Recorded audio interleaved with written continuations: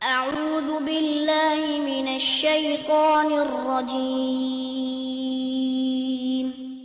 بسم الله الرحمن الرحيم الحمد للہ رب العالمین والصلاة والسلام علی نبینا محمد وعلی آلہ وصحبہ اجمعین اما بعد۔ اللہ رب العزت کی توفیق سے دوسرے سپارے کا آغاز کریں گے اور دعا کرتے ہیں کہ اللہ رب العزت رمضان کے اس مقدس اور بابرکت مہینے میں ہمیں اخلاص دے اور صرف اپنی رضا کے لیے قرآن کریم کا ترجمہ اور تفسیر سیکھنے کی توفیق دے۔ یرحمک اللہ۔ سورہ بقرہ کی آیت نمبر 142 142۔ اس آیت میں تذکرہ ہوگا قبلہ کی تبدیلی کا۔ یہ بات مجھے اور آپ کو معلوم ہوگی کہ نبی علیہ الصلوۃ والسلام جب مکہ سے مدینہ پہنچے تو آپ نے قبلہ بنایا بیت المقدس کو، اور ایسا 16 مہینے 17 مہینے رہا، لیکن خواہش آپ کی یہ تھی کہ قبلہ کیا ہو؟ مکہ ہو۔ آپ یرحمک اللہ، آپ آسمانوں کی طرف دیکھتے تھے، بار بار نگاہیں اوپر اٹھاتے تھے تاکہ اللہ رب العزت آپ کی اس خواہش کو پورا کر دے۔ چنانچہ 16 اور 17 مہینوں کے بعد قبلہ تبدیل کر دیا گیا۔ اب اس کے اوپر اعتراضات کا ایک طوفان اٹھا۔ یہودیوں نے اعتراضات کیے، مشرکین نے اعتراضات کیے، منافقین نے اعتراضات کیے کہ اگر بیت المقدس قبلہ درست تھا تو اب تبدیلی کیوں؟ اور اگر وہ غلط تھا تو اسے اختیار کیوں کیا گیا؟ اللہ رب العزت ان آیات میں یہی موضوع بیان کر رہے ہیں، اور وضاحت یہ کی گئی ہے یہاں پہ کہ مسئلہ یہ نہیں ہے کہ آپ منہ کدھر کرتے ہیں، مشرق کی طرف کرتے ہیں یا مغرب کی طرف، مکہ کی طرف کرتے ہیں یا بیت المقدس کی طرف۔ مسئلہ یہ ہے کہ اللہ کی بات ماننے والا کون ہے؟ کون ہے جو یہ سمجھتا ہے کہ اللہ جو چاہے وہ آرڈر دے؟ ہم حکم کے بندے ہیں، ہمارا کام اعتراض کرنا نہیں ہے، ہمارا کام دلی طور پہ اللہ کے ایک ایک حکم کو تسلیم کرنا ہے۔ چنانچہ اللہ تعالیٰ فرماتے ہیں سَيَقُولُ، ان قریب کہیں گے، السفہاء، بے وقوف، من الناس، لوگوں میں سے بے وقوف ان قریب کہیں گے۔ کیا کہیں گے؟ ما، یہ استفہامیہ ہے، کس چیز نے، ولا، پھیر دیا، ہم، ان کو، کن کو؟ مسلمانوں کو، عن قبلتہم، ان کے اس قبلے سے۔ یہ لفظ اس میں نے کیوں بولا ہے؟ کس کا ترجمہ ہے بلائیے؟ یہ اس میں اشارہ ہے کہ آگے صفت آ رہی ہے، یعنی کہ بات ابھی پوری نہیں ہوئی، یعنی کہ کس چیز نے ان کو پھیر دیا؟ ان کے اس قبلے سے۔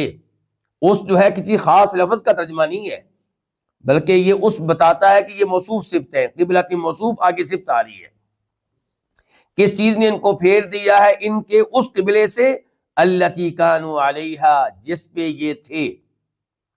وہ کون سا قبلہ؟ بیت المقدس۔ ان الفاظ سے پتہ چلا کہ اللہ تعالیٰ جانتے ہیں جو مستقبل میں ہونے والا ہے۔ اللہ نے کہا ان قریب یہ کہیں گے۔ اب اگر وہ چاہتے تو قرآن کریم کو جھوٹا ثابت کرنے کے لیے اعتراض نہ کرتے، کہتے کہ ہم اعتراض نہیں کریں گے، چپ رہیں گے تاکہ قرآن نعوذ باللہ جھوٹا ثابت ہو جائے۔ لیکن اللہ کی بات غلط نہیں ہو سکتی۔ اللہ نے پہلے ہی بتا دیا کہ یہ اعتراضات کریں گے، اور انہوں نے کیے۔ دوسرے نمبر پہ اعتراضات کرنے والوں کو اللہ نے کیا قرار دیا؟ بے وقوف۔ پتہ چلا شریعت کے کسی بھی مسئلے پہ کوئی اعتراض کرے وہ پڑھا لکھا نہیں ہے، بلکہ وہ بے وقوف ہے، چاہے کسی یونیورسٹی میں پڑھتا ہو، چاہے کہیں پروفیسر ہو۔ مثال کے طور پہ اعتراض کرنا کہ بیٹے کا حصہ ڈبل اور بیٹی کا حصہ سنگل کیوں؟ یہ اعتراض کرنے والا کیا ہے؟ بے وقوف ہے، جاہل ہے، اس کو پڑھا لکھا نہ سمجھا جائے۔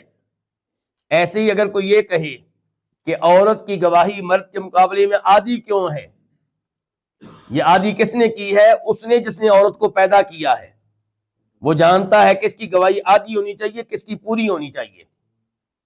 اب جو اس پہ اعتراض کرے وہ پڑھا لکھا نہیں ہے، بلکہ وہ کیا ہے؟ بے وقوف ہے۔ اور افسوس تب ہوتا ہے جب میرے اور آپ جیسے لوگ، دین سے تعلق رکھنے والے لوگ، اس حکم کو درست کہنے کی بجائے اس کی تعویلیں کر رہے ہوتے ہیں۔ بھئی آپ دفاعی انداز کیوں اختیار کر رہے ہیں؟ آپ تعویلیں کیوں کر رہے ہیں؟ آپ ڈٹ کے کہیں جی ہاں یہ ہمارے اللہ کا حکم ہے اور ہمارا اس پہ ایمان ہے، اللہ نے درست کہا ہے، ہماری عقل ناقص اور محدود ہے، اللہ نے جو کہا وہ حق اور سچ ہے۔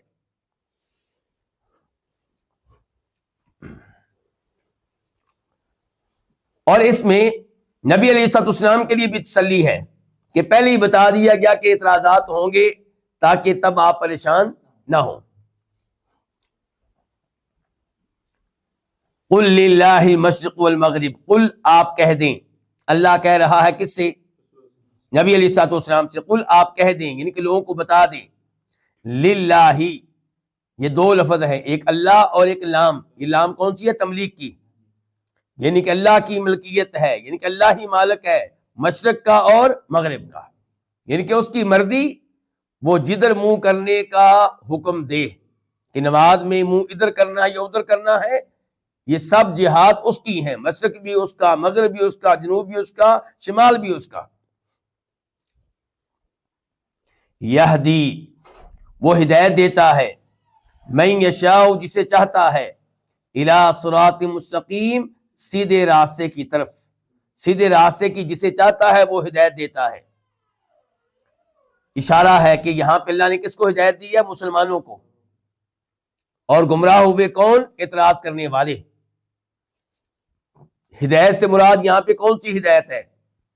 ہدایت کی دو قسمیں ہیں، ایک ہدایت توفیق اور ایک ہدایت ارشاد۔ ارشاد کا مطلب یہ ہے گائیڈ کر دینا، راستے کے بارے میں بتا دینا کہ یہ راستہ جنت میں جانے والا ہے، یہ راستہ جہنم میں جانے والا ہے، یہ اعمال کرو گے جنت میں جاؤ گے، یہ اعمال کرو گے جہنم میں جاؤ گے۔ تو یہ ہدایت اللہ تعالیٰ دیتا ہے سب کو۔ انبیاء کرام علیہ السلام کو بھیجا سب کو ہدایت دینے کے لیے، کتابیں نازل کی سب کو ہدایت دینے کے لیے، لیکن سیدھے راستے پہ چلنے کی توفیق وہ کسی کسی کو دیتا ہے، ہر ایک کو نہیں دیتا۔ تو یہاں پہ پھر کون سی ہدایت مراد ہے؟ ہدایت توفیق، کہ وہ ہدایت دیتا ہے جس کو چاہتا ہے الی صراط مستقیم، سیدھے راستے کی طرف، یعنی کہ اے مسلمانوں تم عظیم ہو، اللہ نے تم پہ کرم کیا ہے کہ تمہیں اللہ تعالیٰ نے نیا قبلہ اختیار کرنے کی توفیق دی ہے، اس بات کو تسلیم کرنے کی توفیق دی ہے، یہ اللہ کا تمہارے اوپر انعام ہے۔ وَكَذَلِكَ، اور اسی طرح، کس طرح؟ یعنی کہ اس قبلے کے معاملے کی طرح، جیسے قبلے کے معاملے میں مسلمانوں کو اللہ تعالیٰ نے یہ توفیق دی کہ اس قبلے کو اختیار کریں جس کا اللہ نے حکم دیا ہے، اسی طرح جعلنا، ہم نے بنایا، کم، تمہیں، امتم وسطا، درمیانی امت، وسط درمیانی، اور دوسرا معنی ہوتا ہے وسط کا افضل، سب سے بہتر، اور یہاں پہ یہی معنی مناسب ہوگا۔ ویسے تو جو درمیان میں ہوتا ہے وہی بہتر ہوتا ہے، ادھر بھی گمراہی ادھر بھی گمراہی، جو بیچ کے راستے پہ جا رہا ہے منزل مقصود کی طرف جانے والے راستے پہ، وہی خیر کے راستے پہ ہے، وہی بہترین ہے۔ اور اسی طرح ہم نے تم کو بنایا امت وسطا، سب سے بہتر امت، لِتَكُونُوا، تاکہ تم ہو جاؤ، شہداء، شہادت دینے والے، گواہی دینے والے، علی الناس، کن پہ؟ لوگوں پہ، وَيَكُونَ الرَّسُولُ، اور ہو جائے یہ رسول، یہ کس کا معنی ہے؟ الف لام عہد کا ہے، الف لام عہد کا ہے، اور ہو جائے یہ رسول علیکم، تم پہ، شہیدن، شہادت دینے والا، گواہی دینے والا۔ اللہ تعالیٰ کہتے ہیں ہم نے تمہیں بہترین امت بنایا تاکہ تم لوگوں پہ گواہی دینے والے بنو۔ لوگوں پہ گواہی دینے کا کیا مطلب ہے؟ آپ لوگوں نے وہ حدیث سنی ہوگی، بخاری شریف کی حدیث ہے کہ اللہ رب العزت روز قیامت نوح علیہ السلام سے کہیں گے کہ اے نوح، کیا تو نے میرا پیغام اپنی قوم تک پہنچا دیا تھا؟ وہ کہیں گے جی اے اللہ میں نے پہنچا دیا تھا۔ اللہ تعالیٰ قوم نوح سے سوال کریں گے کیا تم تک میرے نبی نوح نے میرا پیغام پہنچایا؟ کہیں گے بالکل نہیں۔ اللہ تعالیٰ کہیں گے نوح علیہ السلام سے اب آپ بتائیں کون آپ کے حق میں شہادت دے گا، گواہی دے گا؟ تو نوح علیہ السلام کہیں گے کہ میرے حق میں گواہی دیں گے محمد اور امت محمد صلی اللہ علیہ وسلم۔ چنانچہ امت محمد سے سوال کیا جائے گا تو وہ شہادت دیں گے۔ اب آپ کہیں گے کہ ہم تو نوح علیہ السلام کے زمانے میں موجود ہی نہیں تھے، تو ہم کیسے شہادت دیں گے اللہ کی توفیق سے، اللہ کی مشیت سے؟ تو جواب یہ ہے کہ ہم شہادت دیں گے نوح علیہ السلام کے حق میں اور ان کی قوم کے خلاف، کیونکہ اللہ تعالیٰ نے قرآن حکیم میں بتایا ہے کہ نوح علیہ السلام نے کیا کیا اور ان کی قوم نے کیا کیا۔ ہمیں اللہ تعالیٰ کی بتائی ہوئی بات پہ آنکھوں سے دیکھی ہوئی چیز سے زیادہ یقین ہے۔ اتنا یقین ہمیں اس چیز پہ نہیں ہے جو ہم نے اپنی آنکھوں سے دیکھی ہے، جتنا ہمیں یقین ان باتوں پہ ہے جو اللہ نے بتائی ہیں، اس لیے ہم شہادت دیں گے۔ وَيَكُونَ الرَّسُولُ عَلَيْكُمْ شَهِيدًا، اور یہ رسول بھی تمہارے اوپر شہادت دیں گے۔ نبی علیہ الصلوۃ والسلام عبداللہ بن مسعود سے کہتے ہیں رضی اللہ عنہ کہ مجھے قرآن کی تلاوت سناؤ۔ وہ سورہ نساء کی تلاوت شروع کر دیتے ہیں۔ جب اس آیت پہ پہنچتے ہیں فَكَيْفَ إِذَا جِئْنَا مِن كُلِّ أُمَّةٍ بِشَهِيدٍ وَجِئْنَا بِكَ عَلَىٰ هَٰؤُلَاءِ شَهِيدًا، کہ اس وقت کیا صورتحال ہوگی جب ہم ہر امت میں سے ایک شخص کو شاہد بنا کر لائیں گے، گواہی دینے والا بنا کر لائیں گے، اور آپ کو اس امت پہ گواہی دینے والا بنا کر لائیں گے۔ تو آپ نے کہا عبداللہ بن مسعود سے کہ یہاں پہ تلاوت آپ روک دیں۔ عبداللہ بن مسعود کہتے ہیں کہ جب میں نے نگاہیں اٹھا کر دیکھا تو آپ کی آنکھوں سے آنسو نکل رہے تھے۔ کیوں؟ کہ روز قیامت آپ نے شہادت دینی ہے۔ آپ شہادت دیں گے کہ میں نے اے اللہ تیرا پیغام پہنچا دیا۔ اب جنہوں نے آپ کی شریعت پہ عمل نہیں کیا، آپ کی یہ شہادت ان کے خلاف جائے گی۔ تو اس صورتحال کا احساس کر کے آپ رو رہے تھے۔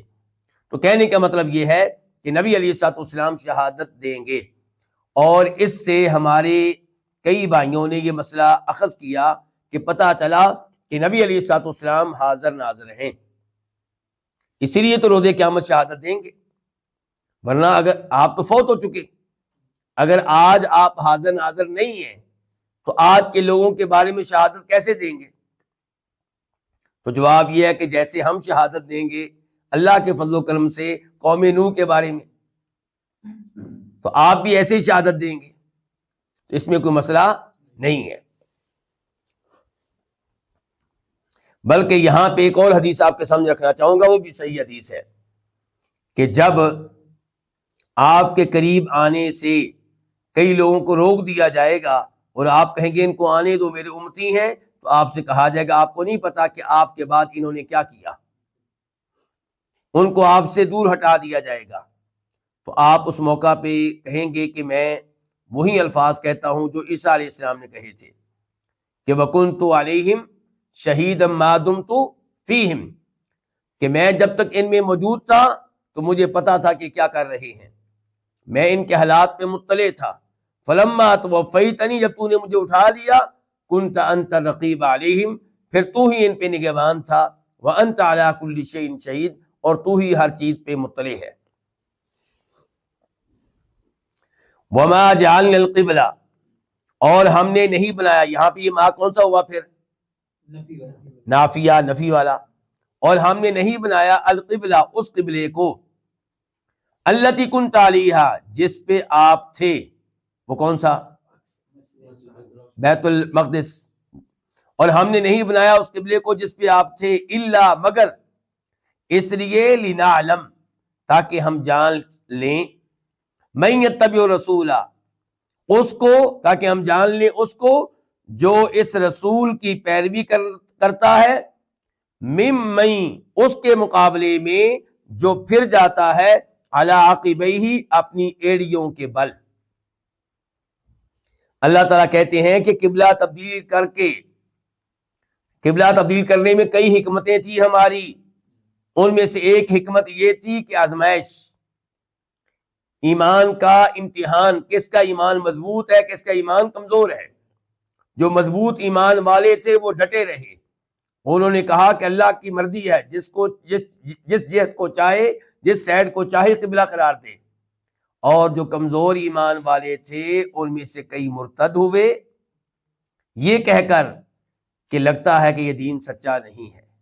اس آزمائش میں وہ ناکام ہوئے. تو اللہ تعالیٰ کہہ رہے ہیں الا لنعلم، یہ ہم نے اس لیے کیا تاکہ ہم جان سکیں اس شخص کو جو اس رسول کی پیروی کرتا ہے، ممن، اس کے مقابلے میں، ینقلبو، جو واپس چلا جاتا ہے، پھر جاتا ہے، علی عقبیہ اپنی ایڑیوں کے بل.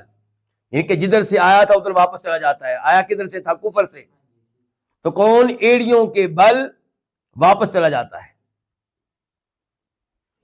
یہاں پہ ایک سوال اٹھے گا کہ اس آزمائش کے بغیر اللہ کو معلوم نہیں تھا کہ کون اللہ کے نبی کی پیروی کرنے والا ہے ہر چیز میں، ہر حکم میں، اور کون ہے جو اپنی عقل کو معیار بناتا ہے اور چیک کرتا ہے کہ یہ آرڈر ماننے والا ہے یا نہیں؟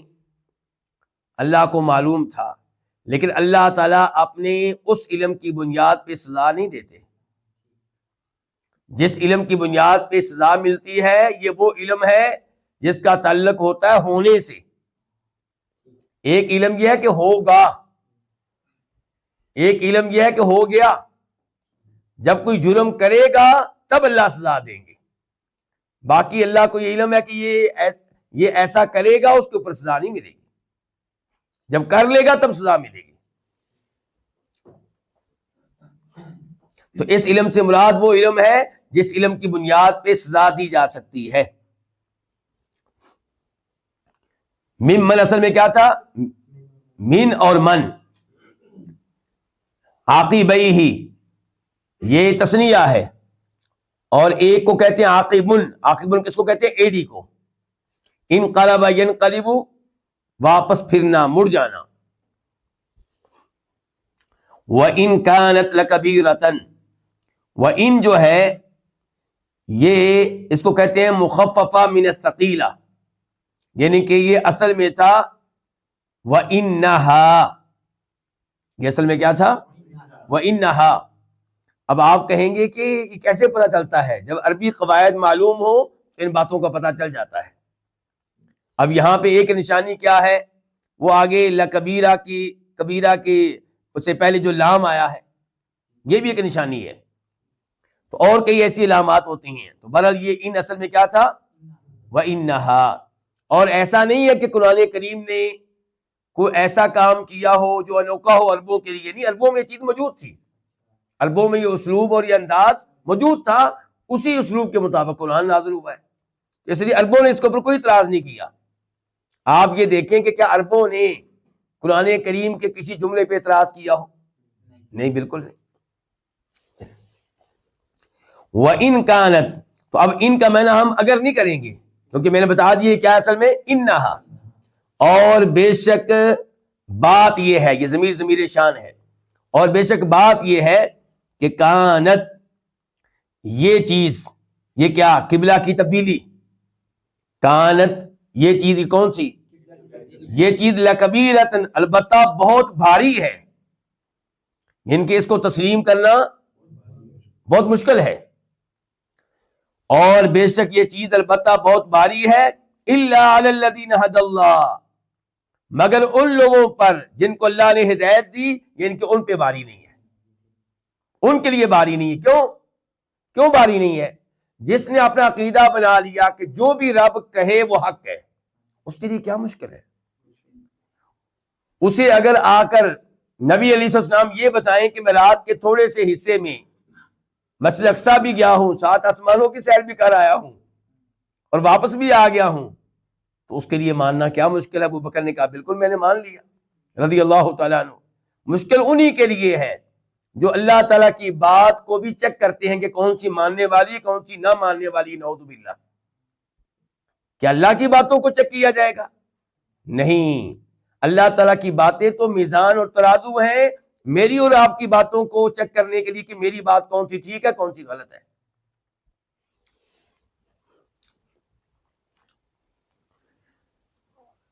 میں پھر ترجمہ کر رہا ہوں، اور بے شک بات یہ ہے کہ کانت، کہ وہ کیا، قبلہ کی تبدیلی، لکبیرتن، البتہ بہت بھاری چیز ہے، الا علی الذین، مگر ان لوگوں پہ جن کو اللہ نے ہدایت دی۔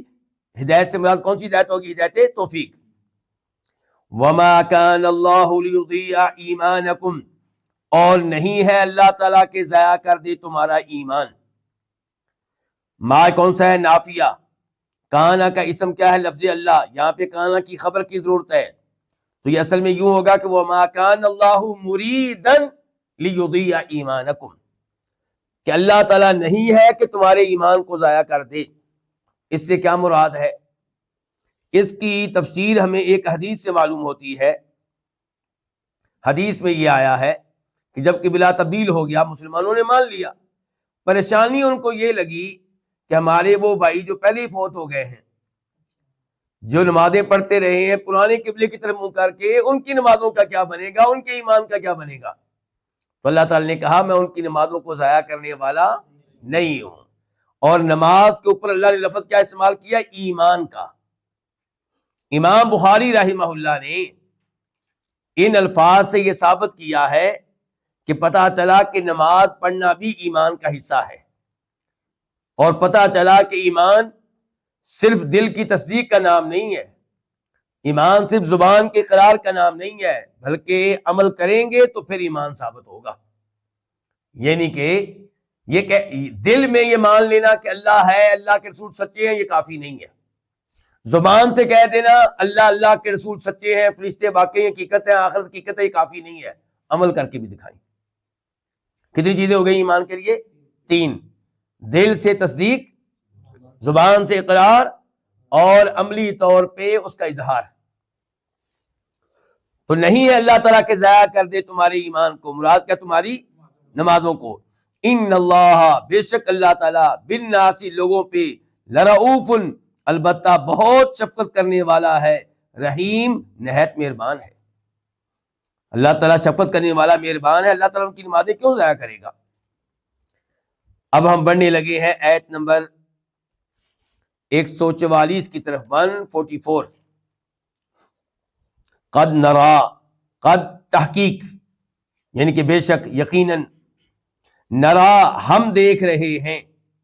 کون دیکھ رہا ہے؟ پتہ چلا اللہ کی صفات میں سے ایک صفت کیا کہ اللہ تعالیٰ دیکھتا ہے۔ جیسے اللہ کی صفات میں سے ہے سننا، کلام کرنا، رحمت کرنا، بخش دینا، ایسے ہی دیکھنا اللہ کی صفات میں سے ہے۔ اور ہمارا یہ ایمان ہے کہ اللہ تعالیٰ کی باقاعدہ آنکھیں ہیں۔ کیوں ایمان ہے؟ کیونکہ آنکھوں کا تذکرہ قرآن میں آیا ہے، تجری بأعیننا۔ لیکن ہمارا ایمان ہے کہ اللہ تعالیٰ کی آنکھیں، ان کی تفصیلات ہم نہیں جانتے، ان کی کیفیت ہم بیان نہیں کر سکتے، کیونکہ ہم نے دیکھی نہیں ہے، اور ہم ان آنکھوں کو بندوں کی آنکھوں سے یا کسی اور مخلوق کی آنکھوں سے تشبیہ بھی نہیں دیں گے۔ البتہ ہم یہ کہیں گے اللہ کی آنکھیں بے عیب ہیں اور ویسے ہیں جیسے اللہ تعالیٰ کے لائق ہیں، اللہ کی شان کے مطابق ہیں۔ قد نرا، تحقیق ہم دیکھ رہے ہیں، تقلب وجہی کا، آپ کے چہرے کا پھرنا، فی السماء، آسمان میں، مراد آسمان کی طرف، یعنی کہ آپ کے چہرے کا بار بار اٹھنا آسمانوں کی طرف، کس لیے؟ تاکہ اللہ قبلہ تبدیل کر دے۔ ہم یہ دیکھ رہے ہیں۔ اچھا، اوپر کی طرف کیوں دیکھتے تھے آپ؟ کیونکہ اللہ تعالیٰ اوپر ہے، کیونکہ اللہ، اور میں اور آپ جب دعا کرتے ہیں، مصیبت آتی ہے اور اللہ سے بات کرنی ہو تو کدھر دیکھتے ہیں؟ اوپر دیکھتے ہیں۔ افسوس ہے پھر بھی کئی لوگ کہتے ہیں کہ اللہ تعالیٰ اوپر نہیں بلکہ ہر جگہ ہے۔ فَلَنُوَلِّيَنَّكَ قِبْلَةً تَرْضَاهَا، پس، فا کا معنی پس، لام کا معنی ہوگا البتہ، اور اس نام کو کہتے ہیں لام قسمیہ، یعنی کہ اس سے پہلے قسم محذوف ہے، یعنی کہ ہم قسم اٹھا کے کہتے ہیں۔ پس البتہ، نُوَلِّيَنَّ، ہم لازمی طور پہ پھیر دیں گے۔ لازمی طور پہ کس کا معنی ہے؟ نون کا، جو آخر میں نون نہیں شد والا، اس کو کہتے ہیں نون تاکید. ہم لازمی طور پہ پھیر دیں گے کا تجھے قبلتن اس قبلے کی طرف ترضاہا جس کو آپ پسند کرتے ہیں. ہم لازمی طور پہ آپ کو پھیر دیں گے اس قبلے کی طرف جس کو آپ پسند کرتے ہیں. ساتھ ہی آرڈر آ گیا تبدیلی کا. پہلے آپ کو تسلی دی گئی, اطمینان دیا گیا کہ ہم یہ کام کر دیں گے, ساتھ ہی کر دیا گیا. فولی, فا کا معنی کیا پس, ولی آپ پھیر لیں, پھیر دیں, پھیر لیں, وجہ کا اپنے چہرے کو, شطر المسجد الحرام مسجد حرام کی جانب.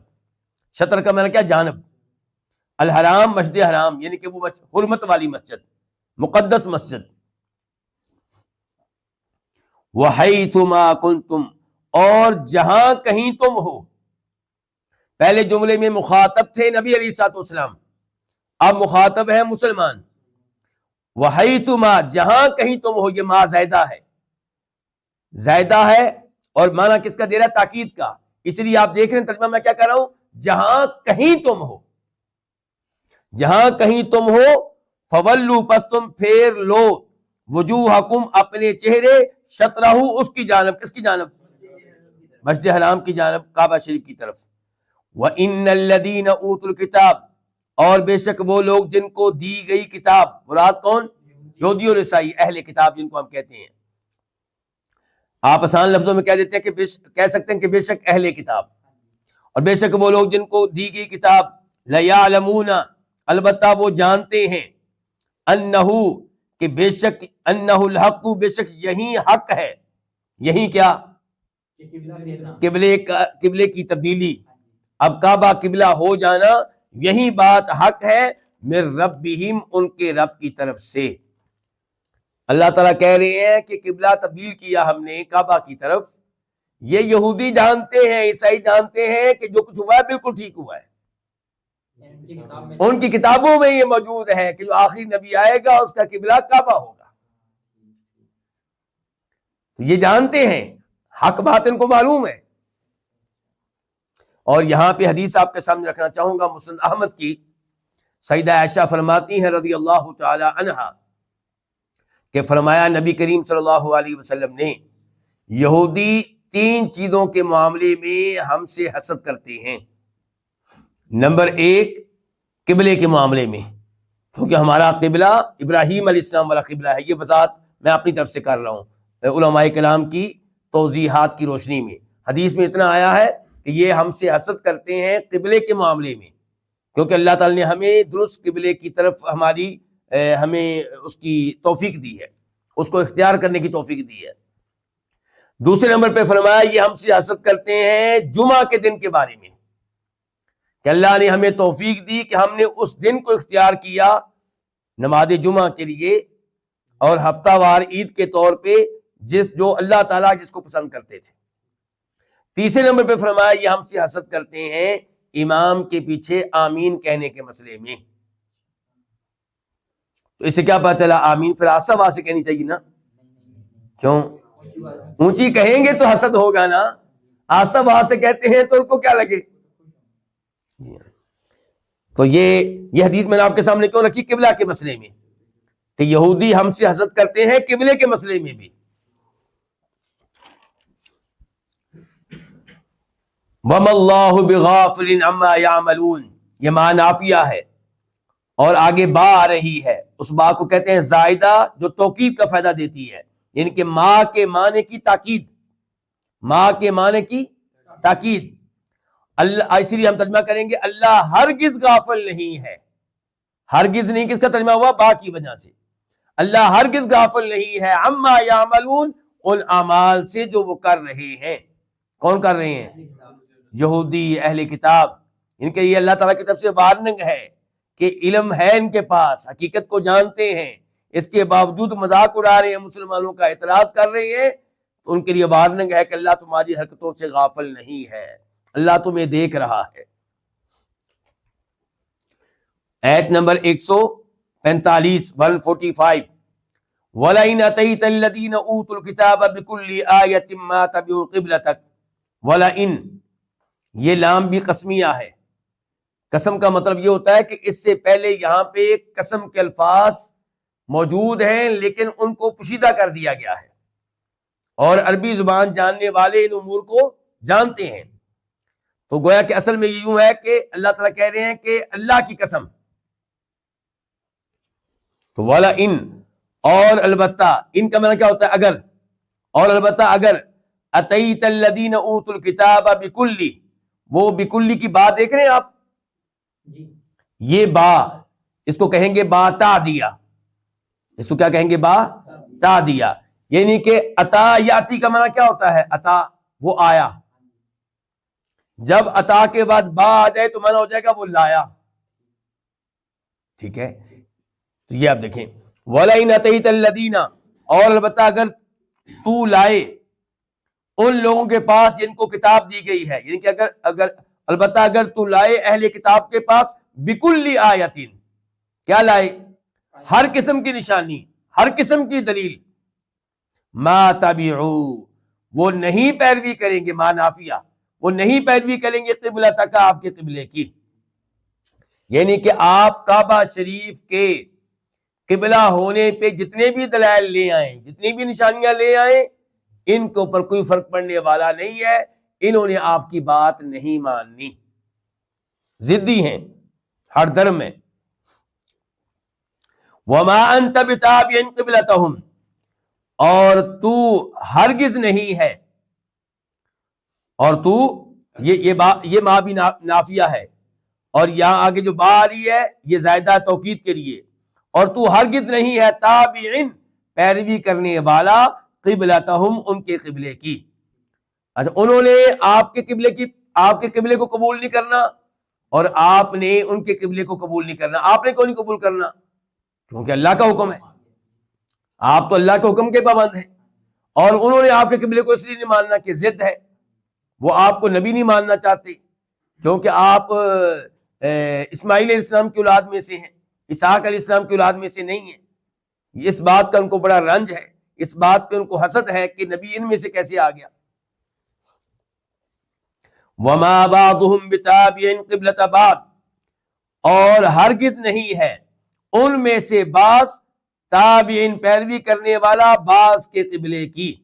یہودی عیسائیوں کے قبلے کو تسلیم کرنے والے نہیں ہیں، اور عیسائی یہودیوں کے قبلے کو بھی تسلیم کرنے والے نہیں ہیں. آپس میں بھی ایک نہیں ہے، اور آپ کے قبلے کو بھی نہیں مانیں گے، اور آپ نے بھی ان کے قبلے کو نہیں ماننا، کیونکہ آپ تو اللہ کے حکم کے پابند ہیں. اب دیکھیں آپ، قرآن کریم کتنا بڑا معجزہ ہے. وہ چاہتے تو قرآن کریم کی اس آیت کو غلط ثابت کر دیتے. یہودی اعلان کر دیتے جی آج کے بعد ہم عیسائیوں کا قبلہ مان لیا، ہمارا قبلہ یہ والا ہوگا. اور عیسائی کہہ دیتے کہ نہیں، یہودیوں والا قبلہ ہم نے مان لیا، آئندہ ہم ادھر منہ کر کے عبادت کیا کریں گے. لیکن ایسا نہیں ہوا. وَلَئِنِ اتَّبَعْتَ، اور البتہ اگر اتبعت، تو پیروی کرے، اہواءہم، ان کی خواہشات کی، من بعد ما جاءک من العلم، تیرے پاس علم آ جانے کے بعد. من بعد ما، یہ ما مصدریہ ہے، تیرے پاس علم آ جانے کے بعد، علم سے مراد قرآن، وحی. انکا، بے شک تو، اذن، تب ہوگا، لمن الظالمین، البتہ ظالموں میں سے.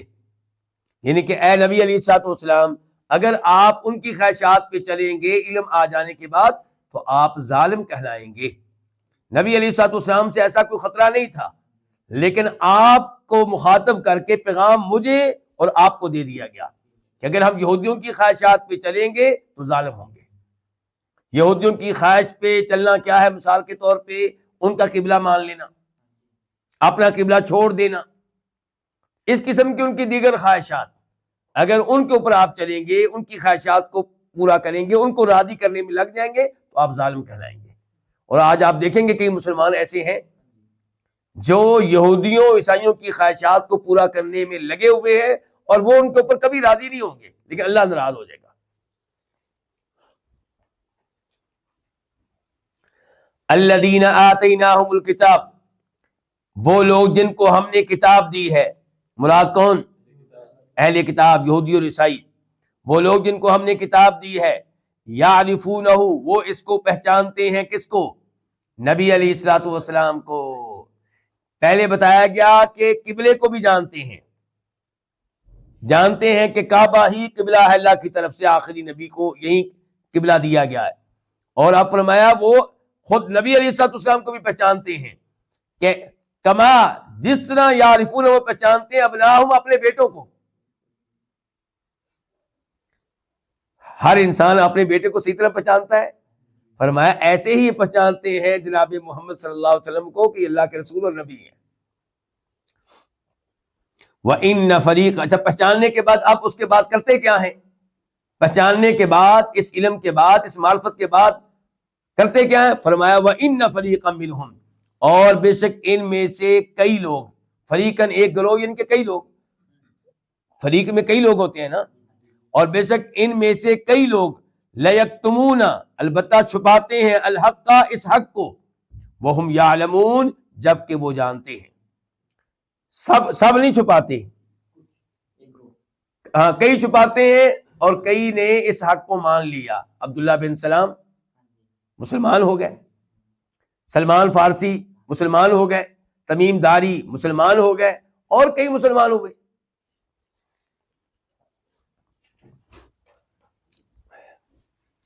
الحق من ربک، یہ حق تیرے رب کی طرف سے ہے۔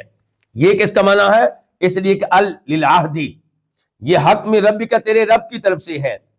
فلا تکونن، پس تو ہرگز نہ ہو، من الممترین، شک کرنے والوں میں سے۔ نبی علیہ الصلوۃ والسلام شک کرنے والے نہیں تھے۔ آپ کے ذریعے مجھے اور آپ کو پیغام دیا گیا ہے کہ اپنے حق میں شک نہ کریں، قرآن کی کسی بات میں شک نہ کریں، قبلے میں شک نہ کریں، نبی علیہ السلام کے نبی ہونے کے بارے میں کسی قسم کا شک نہ کریں۔ آیت نمبر 148 پڑھنے لگے ہیں، 148۔ وَلِكُلٍّ وِجْهَةٌ هُوَ مُوَلِّيهَا، وجہہ کا معنی پہلے جان لیں۔ وجہہ کا معنی ہوتا ہے جہت، سمت، جانب، سائڈ۔ یہی وہ لفظ ہے نا جس کی وجہ سے ابن تیمیہ کہتے ہیں کہ فَأَيْنَمَا تُوَلُّوا فَثَمَّ وَجْهُ اللَّهِ۔ کئی علماء کرام نے، امام مجاہد، امام شافعی نے کیا کہا ہے؟ فَثَمَّ وَجْهُ اللَّهِ کا معنی کیا ہے؟ اللہ کی جہت، اللہ کی جہت۔ ان کی دلیل یہی ہے کہ یہ لفظ وجہہ سے ہے۔ وجہ میں واو جیم ہا ہے نا، اور وجہ میں واو جیم ہا ہے، تو جیسے وجہت ان کا معنی جانب ہے، طرف ہے، سائڈ ہے، سمت ہے، ایسے ہی وہاں پہ وجہ اللہ کا معنی بھی طرف ہے۔ وَلِكُلٍّ وِجْهَةٌ، اور ہر ایک کے لیے ایک سمت ہے۔ ہوا مولیہا، ہوا وہ، مولی منہ کرنے والا ہے، ہاں اس کی طرف، رخ کرنے والا ہے، ہاں اس کا، اس کی جانب، یعنی کہ ہر ایک کا قبلہ ہے۔ مسلمانوں نے قبلہ بنا لیا کعبہ کو، اور یہودیوں نے قبلہ بنایا صخرہ بیت المقدس کو، اور عیسائیوں نے مشرق کو، تو ہر ایک کا قبلہ ہے۔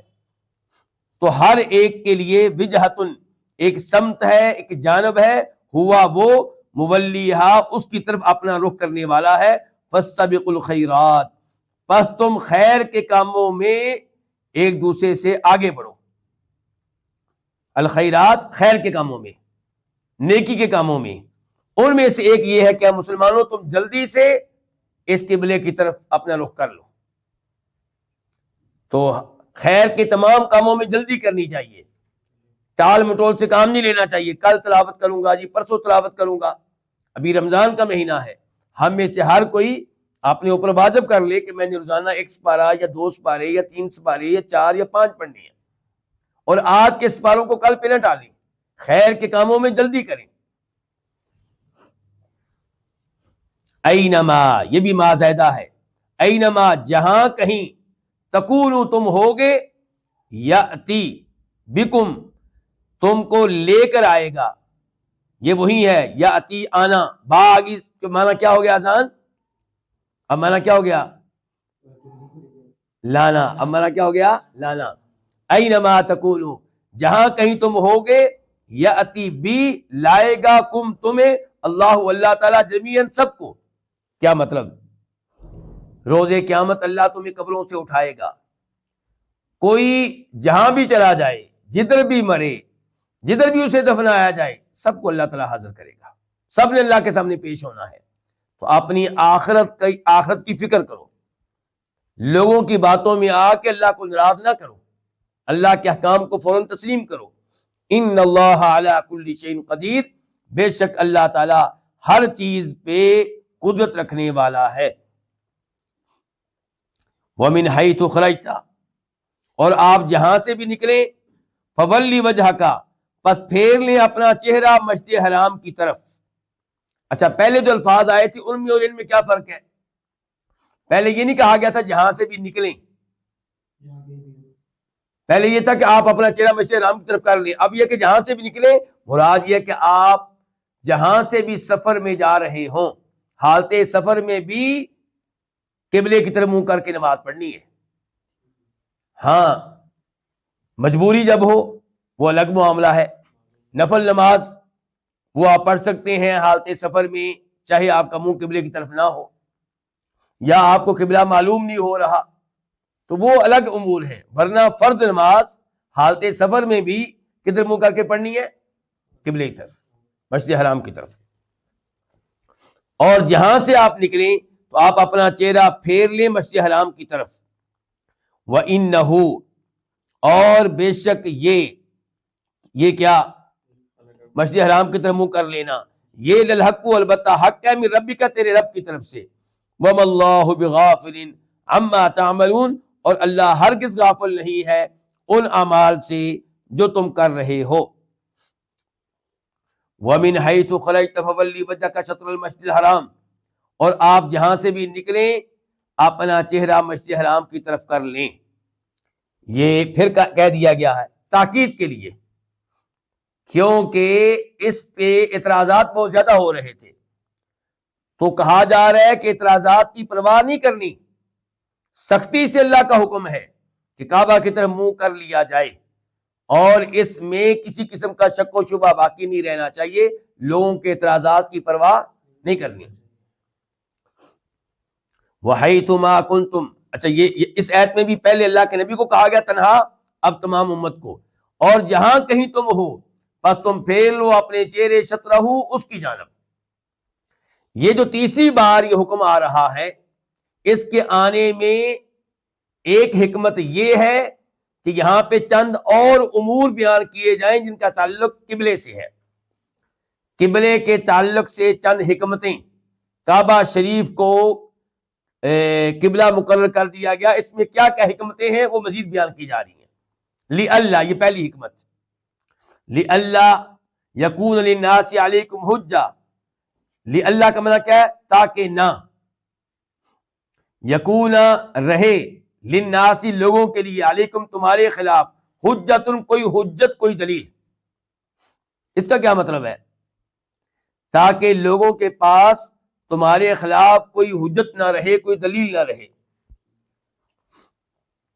اگر یہ قبلہ تبدیل نہ ہوتا تو یہودیوں نے کہنا تھا کہ ہمارے پاس دلیل ہے کہ یہ آدمی سچا نبی نہیں ہے، کیونکہ ہماری کتابوں میں تو لکھا ہوا آخری نبی کا قبلہ کون سا ہوگا؟ مسجد حرام. تو اب ان کے پاس کوئی اب حجت رہی؟ اب نہیں رہی. دوسرے نمبر پہ مشرکین مکہ کی طرف آ جائیں، شاید ان کے پاس بھی حجت رہتی کہ ہم ان کو نبی مان لیتے اگر یہ ہمارے بڑے ابراہیم علیہ السلام کے قبلے پہ رہتے. انہوں نے تو اپنا قبلہ ہی تبدیل کر لیا ہے، ہم ان کو اپنا نبی کیسے مانیں؟ تو اللہ تعالیٰ نے یہ اعلان کر کے کہ آئندہ قبلہ کعبہ ہوگا، دونوں کے پاس یہ دلیل نہیں رہنے دی. اب ایسی کوئی دلیل وہ پیش نہیں کر سکتے، ایسا کوئی اعتراض پیش نہیں کر سکتے. لِأَلَّا يَكُونَ، تاکہ نہ رہے، للناس لوگوں کے لیے، علیکم تمہارے خلاف، حجت کوئی حجت، الا الذین ظلموا منہم، سوائے ان لوگوں کے جو ان میں سے ظالم ہیں. یعنی کہ جو ظالم ہے وہ اب بھی اعتراض کرتے رہیں گے، ان کے اعتراض پھر بھی ختم نہیں ہوں گے. فلا تخشوہم، پس تم ان سے نہ ڈرو، ان ظالموں سے نہ ڈرو، واخشونی، اور مجھ سے ڈرو. اور یہ پہلے بیان کیا جا چکا ہے کہ خوف کا معنی بھی ڈرنا اور خشیہ کا معنی بھی اردو میں ہم کیا کرتے ہیں؟ ڈرنا، ورنہ عربی کے لحاظ سے دونوں میں فرق ہے۔ خشیہ وہ خوف جس کے پیچھے علم ہو۔ وَلِيُتِمَّ نِعْمَتِي عَلَيْكُمْ، یہ دوسری حکمت کس میں؟ قبلہ کی تبدیلی میں، اور تاکہ میں مکمل کروں نعمتی، اپنی نعمت، علیکم، تم پہ، یعنی کہ قبلہ کے موضوع میں، قبلہ کے معاملے میں اپنی نعمت کو تمہارے اوپر مکمل کر دوں۔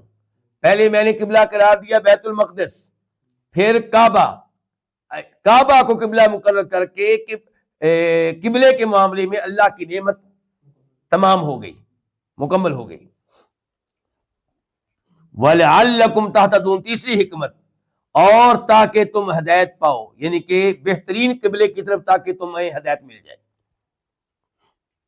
آیت نمبر 151 کما ارسلنا فیکم رسولا منکم، جیسا کہ ہم نے بھیجا ہے تم میں ایک رسول تم ہی میں سے، یتلو، جو تلاوت کرتا ہے، علیکم، تم پہ، آیاتنا، ہماری آیتیں، ویزکیکم، اور تم کو پاک کرتا ہے کسی سے؟ گناہوں سے، شرک سے، ویعلمکم، اور تمہیں سکھاتا ہے، تمہیں تعلیم دیتا ہے، الکتاب، کس کی؟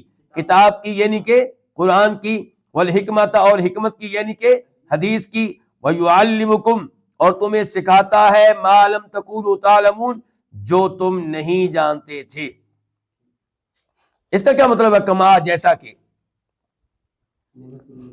ہاں اللہ آپ کو جزائے خیر دے، یعنی کہ جس طرح میں نے یہ آخری رسول بھیج کر تمہارے اوپر نعمت کی ہے، ایسے ہی میں نے چاہا کہ قبلے کے معاملے میں بھی اپنی نعمت کو پورا کر دوں۔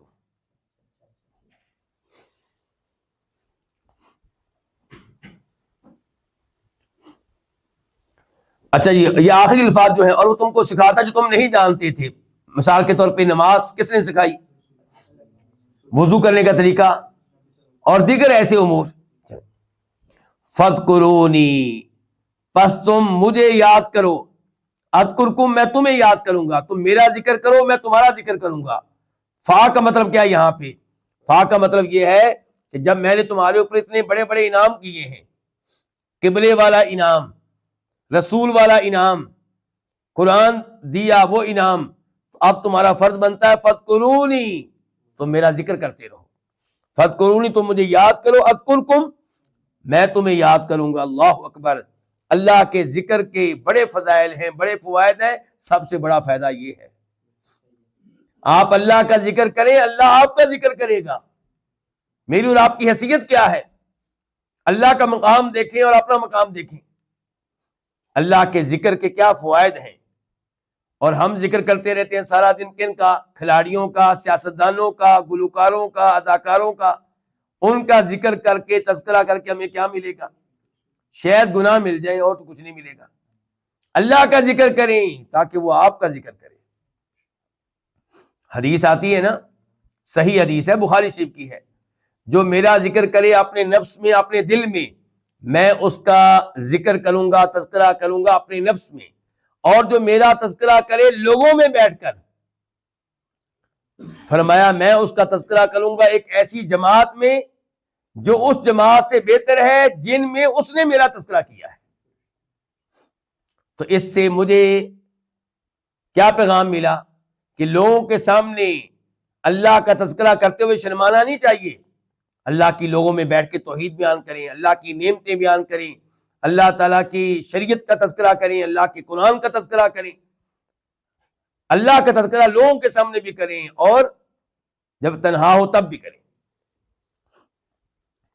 وَاشْکُرُوا لِی، اور میرا شکر کرو، میری نعمتوں پہ میرا شکر ادا کرو۔ اور اللہ کا شکر کیسے ادا کریں گے؟ ایک تو وہ شکر ہے جو سارے ہی کرتے ہیں، شکر ہے جی اللہ نے مجھے بہت کچھ دیا ہوا ہے، بھئی عملی شکر بھی کریں، زبان سے بھی شکر، یعنی کہ اللہ کی دی گئی نعمت کو منسوب کریں کس کی طرف؟ اللہ کی طرف۔ یہ بیٹا کس نے دیا؟ اللہ نے، پیروں نے نہیں، اللہ نے، شیخ عبد القادر جیلانی رحمہ اللہ نے نہیں، اللہ تعالیٰ نے دیا ہے، جناب علی نے نہیں، پنجتن پاک نے نہیں، آل بیت نے نہیں، اللہ نے دیا ہے۔ اور پھر اس بیٹے کے پیدا ہونے کے بعد شریعت کے احکام پہ عمل کریں، مثال کے طور پہ درست نام رکھیں، آپ اس کا عقیقہ کریں اور آپ اس کو اچھا نمازی بنائیں، اس کو قرآن سکھائیں، یہ کیا ہے؟ عملی شکریہ. تو زبانی بھی شکر ادا کریں اور عملی طور پہ بھی. ولا تکفرونی، یہ اصل میں کیا تھا؟ ولا تکفرونی، یہ نون کے نیچے جو کسرہ ہے، زیر ہے، یہ بتانے کے لیے ہے کہ یہاں یا تھی. ولا تکفرونی، اور میری نہ شکری نہ کرو، میرا شکر ادا کرو، میری نہ شکری نہ کرو. یہ اتنی عظیم بات ہے کہ نبی علیہ الصلوۃ والسلام نے جناب معاذ بن جبل سے کہا تھا کہ اے معاذ، مجھے تم سے محبت ہے، اس لیے ہر نماز کے بعد یہ دعا پڑھنا، ربی اعنی علی ذکرک و شکرک و حسن عبادتک، اے اللہ میری مدد کر تاکہ میں تیرا ذکر کر سکوں، میری مدد کر تاکہ میں تیری نعمتوں پہ تیرا شکر ادا کر سکوں، میری مدد کر تاکہ میں تیری بہترین عبادت کر سکوں. یا ایھا الذین آمنوا، دیکھیے گا کوئی شاید ہے، گھنٹی کھڑکی تھی کہ نہیں؟ دیکھیے گا. یا ایھا الذین آمنوا، اے وہ لوگوں جو ایمان لائے ہیں. اور ہم پھر آسان ترجمہ کیا کر دیتے ہیں؟ اے ایمان والو. اچھا، کس چیز پہ ایمان لانے والو؟ ہر اس چیز پہ جس پہ ایمان لانا واجب ہے، ضروری ہے. جو چیز اللہ نے بیان کر دی اس پہ ایمان لایا جائے گا، جو چیز اللہ کے رسول نے بیان کر دی اس پہ ایمان لانا ضروری ہے. تو یا ایھا الذین آمنوا، اے ایمان والو، استعینوا، تم مدد مانگو، بالصبر، صبر کے ذریعے، والصلاۃ، اور نماز کے ذریعے. مدد کس سے مانگو؟ اللہ تعالیٰ سے مانگو. اور میں پہلے بھی بیان کر چکا ہوں کہ اس معاملے میں قبر پرست لوگوں کو دھوکہ دیتے ہیں، کہتے ہیں قبر والوں کو پکارنا جائز ہے، جیسے قرآن میں آیا کہ صبر کو پکارنا جائز ہے، صبر سے مدد مانگنی جائز ہے. انا للہ و انا الیہ راجعون. کیا کبھی کسی نے کہا اے صبر میری مدد کر، اے نماز میری مدد کر؟ یہاں پہ تو کہا گیا کہ صبر اور نماز کو وسیلہ بناؤ. مانگنا، مدد مانگنی کس سے؟ اللہ سے. اللہ سے مدد مانگتے ہوئے نمبر 1 آپ نے صبر کرنا ہے، نمبر 2 نمازیں پڑھنی ہے، نیک اعمال کا وسیلہ یہ وہ ہے. ان اللہ مع الصابرین، بے شک اللہ تعالیٰ صبر کرنے والوں کے ساتھ ہے. کتنی بڑی خوشخبری ہے میرے وہ بھائی جو پریشان رہتے ہیں مصائب آنے پہ، بیماریاں آنے پہ. اللہ تعالیٰ کی طرف خوشخبری، اللہ تعالیٰ کن کے ساتھ ہے؟ اور میت یہاں کون سی ہے؟ عام میت نہیں ہے، خاص میت. ایک ہے اللہ کا عام طور پہ سب کے ساتھ ہونا، اللہ تو کافروں کے ساتھ بھی ہے، مسلمانوں کے ساتھ بھی ہے. کیا مطلب؟ علم کے لحاظ سے، دیکھنے کے لحاظ سے، سننے کے لحاظ سے، قدرت کے لحاظ سے. لیکن اللہ تعالیٰ صبر کرنے والوں کے ساتھ خصوصی طور پہ ہے، ان کے اللہ ان کی مدد کرتا ہے. یہ ایسے ہی ہے جیسے نبی علیہ الصلوۃ والسلام اور جناب صدیق جب غار ثور میں تھے اور کفار غار کے دہانے پہ پہنچ گئے، ابو بکر صدیق پریشان ہیں اللہ کے رسول کی وجہ سے کہ اللہ کے رسول کو کوئی نقصان نہ پہنچا دیں صلی اللہ علیہ وسلم. تو آپ نے کہا تھا ابو بکر غم نہ کرو، لا تحزن ان اللہ معنا، غم نہ کرو بے شک اللہ ہمارے ساتھ ہے. تو جو کافر باہر کھڑے تھے اللہ ان کے ساتھ نہیں تھا؟ عام میت کے لحاظ سے اللہ ان کے ساتھ بھی تھا، یعنی کہ اللہ کو ان کا علم تھا، اللہ ان کی بات سن رہا تھا، اللہ ان کو دیکھ رہا تھا، وہ اللہ کی قدرت میں تھے، اللہ کے کنٹرول سے باہر نہیں تھے. لیکن مدد کے لحاظ سے، توفیق کے لحاظ سے اللہ غار والوں کے ساتھ تھا، باہر والوں کے ساتھ نہیں تھا. خاص میت. ولا تقولوا، اور تم نہ کہو، لمن یقتل فی سبیل اللہ، تم نہ کہو اس کے لیے جو قتل کر دیا جائے اللہ کی راہ میں. کیا نہ کہو؟ مردہ نہ کہو. اچھا، اب جو عربی زبان کے قواعد سے واقف ہیں ان سے بات کر رہا ہوں کہ یہاں پہ ہونا چاہیے تھا ولا تقولوا امواتا، یعنی کہ تا کے اوپر فتح ہونا چاہیے تھا، 2 زبریں ہونی چاہیے تھی. لیکن یہاں پہ 2 ضمہ ہیں، 2 پیشے ہیں، تو اصل میں یوں ہے ہم اموات. اور تم نہ کہو ان کے بارے میں جو اللہ کی راہ میں قتل ہو جائیں کہ ہم اموات، کہ وہ مردہ ہیں. بل احیاء، یہاں پہ بھی یہی صورتحال ہے، بل ہم احیاء، بلکہ وہ زندہ ہیں، ولکن لا تشعرون، لیکن تم شعور نہیں رکھتے، تمہیں احساس نہیں ہے، تمہیں ادراک نہیں ہے. تو شہداء جو ہیں وہ زندہ ہیں. یہ آیات پیش کی جاتی ہیں اور ہم سے کہا جاتا ہے، اس سے پتہ چلا کہ قبر والوں کو پکارنا جائز ہے کیونکہ وہ سنتے ہیں، وہ زندہ ہیں، تم ایسے ہی انہیں مردہ کہتے ہو۔ تو ہم کہتے ہیں پہلی بات تو یہ ہے کہ ہم مردہ نہیں کہتے، قرآن کہتا ہے، احادیث کہتی ہیں۔ مثال کے طور پہ آپ نبی علیہ الصلوۃ والسلام کو لے لیں جو سب سے اعلیٰ انسان ہے، سب سے افضل انسان ہے، سب سے مقدس انسان ہے۔ اللہ تعالیٰ کہہ رہے ہیں انک میت، کہ اے نبی آپ فوت ہونے والے ہیں صلی اللہ علیہ وسلم۔ ابو بکر صدیق نے کہا تھا، بخاری کی روایت ہے، آپ کے فوت ہونے کے بعد کہ من کان یعبد محمدا فإن محمدا قد مات، کہ جناب محمد فوت ہو چکے ہیں صلی اللہ علیہ وسلم۔ سیدہ عائشہ نے بھی یہی الفاظ استعمال کیے۔ تو یہ ہم نہیں کہتے، یہ قرآن کہتا ہے، یہ حدیث کہتی ہیں فوت ہو گئے۔ اور جہاں تک تعلق ہے اس آیت کا، تو اس سے مراد دنیا والی زندگی نہیں ہے، یہ برزخی زندگی ہے۔ یہ کون سی زندگی ہے؟ برزخی زندگی ہے، اور برزخی زندگی ہر ایک کو ملتی ہے، صرف انبیاء کو نہیں ملتی علیہم السلام، صرف شہداء کو نہیں ملتی، صرف مسلمانوں کو نہیں ملتی، بلکہ کافروں کو بھی ملتی ہے۔ لیکن فرق ہے، مسلمانوں کی زندگی نعمت والی، شہداء کی زندگی عام مسلمانوں سے زیادہ نعمت والی، اور انبیاء کی زندگی سب سے زیادہ نعمتوں والی علیہم السلام۔ لیکن زندگی دنیا والی نہیں ہے۔ دنیا کے لحاظ سے کیا معاملہ ہے؟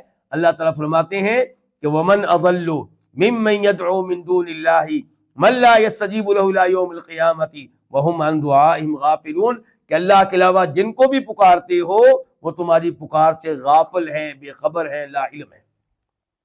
ہمارے ساتھ کیا تعلق ہے؟ إِنَّكَ لَا تُسْمِعُ الْمَوْتَىٰ، جو فوت ہو گیا آپ اسے اپنی آواز نہیں سنا سکتے۔ ہمارے ساتھ کیا تعلق ہے؟ وَمَا أَنْتَ بِمُسْمِعٍ مَّن فِي الْقُبُورِ، جو قبروں میں چلے گئے انہیں آپ اپنی آواز نہیں سنا سکتے۔ البتہ یہ بات دوسری حدیث سے ثابت ہے کہ جب مردے کو دفن کر کے واپس آ رہے ہوتے ہیں تب وہ ہمارے قدموں کی آہٹ کو سنتا ہے، اس کے علاوہ ہماری آواز کو نہیں سنتے۔ اور ہماری یہ بات درست ہے، اس کی دلیل یہ ہے کہ شہید کی بیوی سے عدت کے بعد لوگ نکاح کر لیتے ہیں، کیونکہ دنیا والی زندگی نہیں ہے بلکہ فوت ہو چکا ہے۔ فوت ہو گیا تو اس کی بیوی سے شادی کی جا رہی ہے، اگر وہ زندہ ہے تو اس کی بیوی سے شادی کیوں کی جا رہی ہے؟ اگر وہ زندہ ہے تو اس کے مکان کو، اس کی جائیداد کو تقسیم کیوں کیا جا رہا ہے؟ اسی لیے کہ فوت ہو گیا ہے۔ اور جس زندگی کا تذکرہ ہے یہاں پہ یہ برزخ کی زندگی ہے۔ وَلَنَبْلُوَنَّكُمْ، آیت نمبر 155 155، وَلَنَبْلُوَنَّكُمْ، اور البتہ، لام کا معنی کیا؟ البتہ۔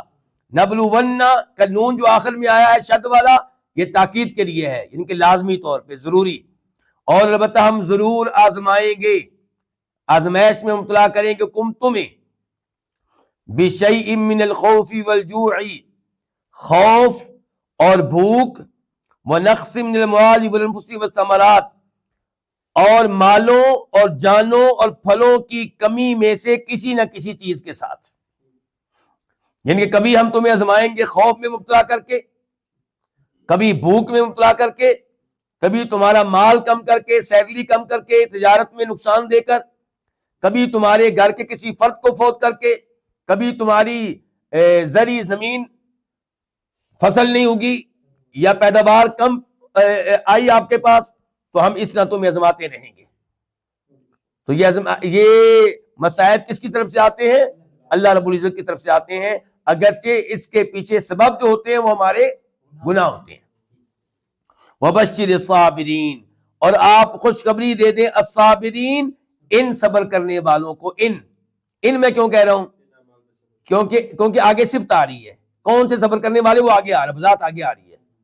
اور آپ خوشخبری دے دیں ان صبر کرنے والوں کو، الذین، جو اذا اصابت مصیبہ، جن پہ جب کوئی مصیبت آتی ہے، قالوا، وہ کہتے ہیں، انا، بے شک ہم، انا اصل میں کیا تھا؟ انا اور نا، بے شک ہم، للہ، اللہ تعالیٰ کے لیے ہیں۔ یہ لام کون سا ہے؟ تملیک کا۔ اللہ آپ کو ذائقہ دے کہ ہم اللہ تعالیٰ کی ملکیت ہے، ہمارا مالک اللہ ہے، بے شک ہم اللہ تعالیٰ کے مملوک ہیں۔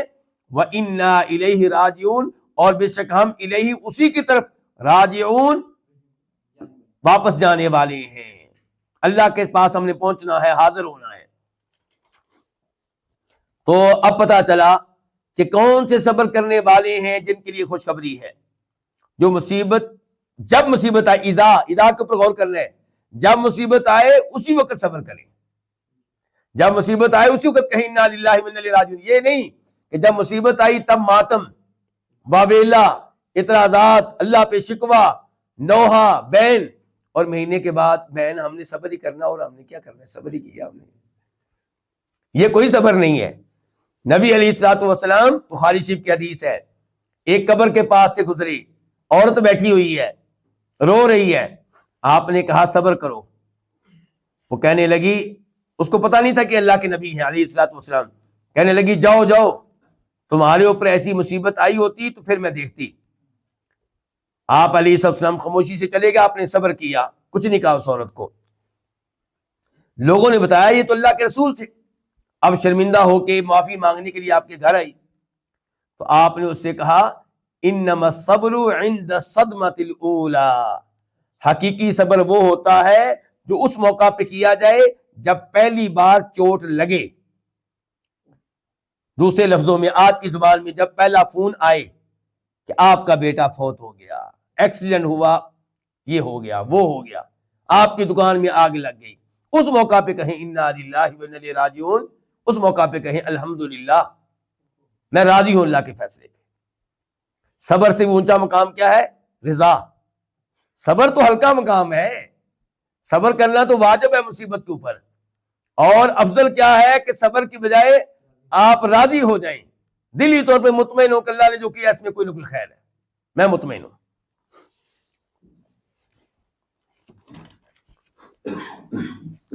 اولئک، یہی لوگ ہیں، یہ کون؟ یہ صبر کرنے والے، اس انداز سے صبر کرنے والے یہی لوگ ہیں، علیہم، ان پہ، صلوات من ربہم، ان کے رب کی طرف سے صلوات ہوتی ہیں، ان کے رب کی طرف سے کیا ہوتی ہیں؟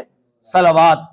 صلوات کا ترجمہ بھی کرتے ہیں، ان کے اوپر ان کے رب کی طرف سے صلوات ہوتی ہیں، ورحمہ، اور عظیم رحمت ہوتی ہے۔ عظیم کس کا ترجمہ؟ تنوین کا۔ وَأُولَئِكَ هُمُ الْمُهْتَدُونَ، اور یہی ہیں ہدایت پانے والے۔ اچھا، کتنے انعامات ہیں حقیقی صبر کرنے والوں کے لیے؟ 3۔ نمبر 1، اللہ کی طرف سے عظیم رحمت۔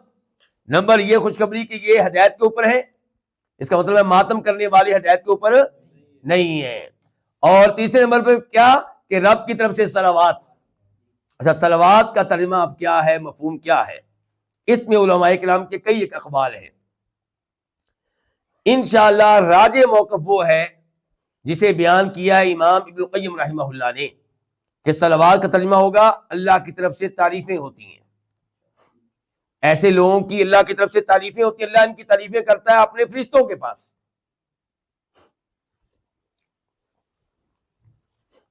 اور یہاں پہ ایک حدیث آپ کے سامنے رکھنا چاہوں گا، حدیث ام سلمہ رضی اللہ تعالی عنہا۔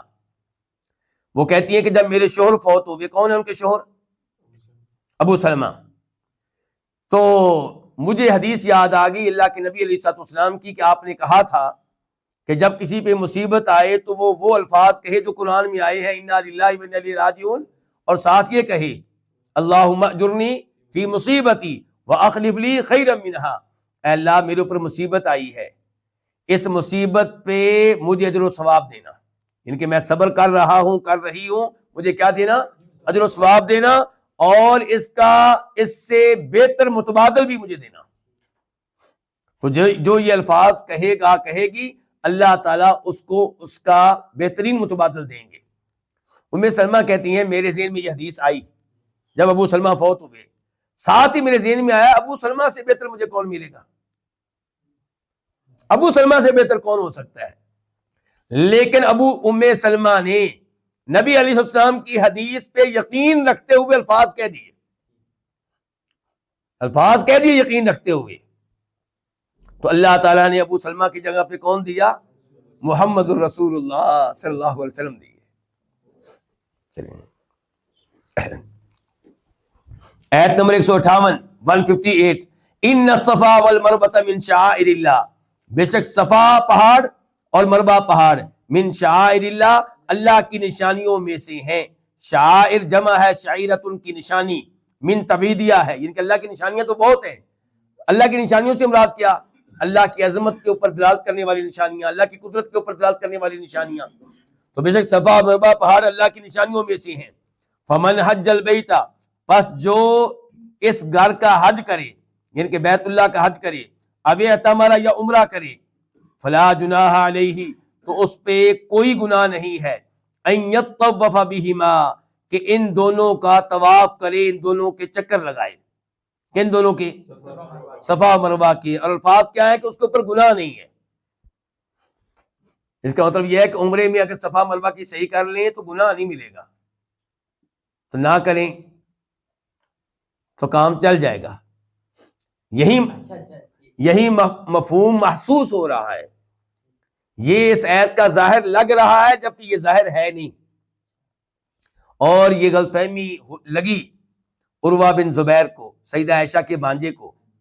کہنے لگے ام المؤمنین خالہ جی، اس کا مطلب یہ ہے کہ صفا مروہ کی جو سعی ہے یہ ضروری نہیں ہے، نہ بھی کریں تو کام ٹھیک ہے، کیونکہ اللہ نے کہا فلا جناح علیہ ان یطوف بہما، تو اس کے اوپر کوئی گناہ نہیں ہے کہ وہ ان کا طواف کر لے۔ فرمایا اگر اس کا مفہوم وہ ہوتا جو تم سمجھ رہے ہو تو اللہ تعالیٰ کہتے کوئی گناہ نہیں ہے کہ ان کی صحیح نہ کرے۔ اللہ کہہ رہے ہیں کوئی گناہ نہیں ہے کہ صحیح کر لے، اللہ کہہ رہے ہیں صحیح کرنے میں کوئی گناہ نہیں ہے۔ اگر مطلب وہ ہوتا جو تمہارے ذہن میں آ رہا ہے تو اللہ تعالیٰ کہتے صحیح نہ کرنے میں، صحیح چھوڑنے میں کوئی گناہ نہیں ہے۔ تو مراد یہ تھی کہ اصل میں اس آیت میں اشارہ ہے ایک مخصوص ذہنیت کی طرف۔ وہ ذہنیت کیا تھی کہ شاید صفا مروہ کی صحیح گناہ ہے۔ یہ کون لوگ سمجھتے تھے گناہ ہے؟ وہ لوگ جن کو معلوم تھا کہ کسی زمانے میں صفا مروہ پہ بت ہوا کرتے تھے، تو آج جب کہا جا رہا ہے صفا مروہ کی صحیح کریں تو وہ گناہ سمجھ رہے ہیں کہ یہ تو وہ مقامات ہیں جہاں پہ بتوں کی یادگاریں تھیں، تو کیسے ہم ان کے چکر لگائیں؟ اللہ نے کہا لگا لو، اب وہ یادگاریں نہیں ہیں، اب وہ بت نہیں ہے، کوئی گناہ نہیں، لگاؤ۔ یہ مراد ہے۔ دوسرے نمبر پہ وہ لوگ تھے جو زمانے جاہلیت میں، زمانے کفر میں ان دو بتوں کو نہیں مانتے تھے جو صفا مروہ پہ تھے، ان کا بت اور تھا، منات تھا، تو ان کو بھی بڑی تکلیف ہوتی تھی کہ وہ یہاں آ کے صفا مروہ کی صحیح کریں کیونکہ یہ ان کے بت تو نہیں ہے۔ تو ان سب کو پیغام دیا گیا کہ اب اسلام آ چکا ہے، بت زائل ہو چکے ہیں، اب صفا مروہ کی صحیح کرنے میں کوئی حرج نہیں ہے، ان کے گناہ نہیں ملے گا، وہ سوچ ذہن سے نکال دو۔ باقی رہ گیا یہ معاملہ کہ صفا مروہ کی صحیح واجب ہے یا نہیں۔ سیدہ عائشہ نے کہا اسی موقع پہ اپنے بھانجے عروہ بن زبیر کو مخاطب کرتے ہوئے کہ اللہ کی قسم جو صفا مروہ کی صحیح نہیں کرے گا اس کا حج عمرہ مکمل ہی نہیں ہوگا۔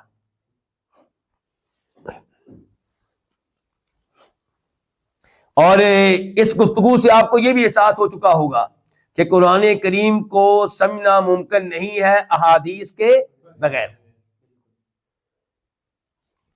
اور یہ بھی پتہ چل گیا ہوگا آپ کو کہ اگرچہ عربی زبان قرآن کو سمجھنے کے لیے نہایت ضروری ہے، لیکن عربی زبان تنہا کافی نہیں ہے۔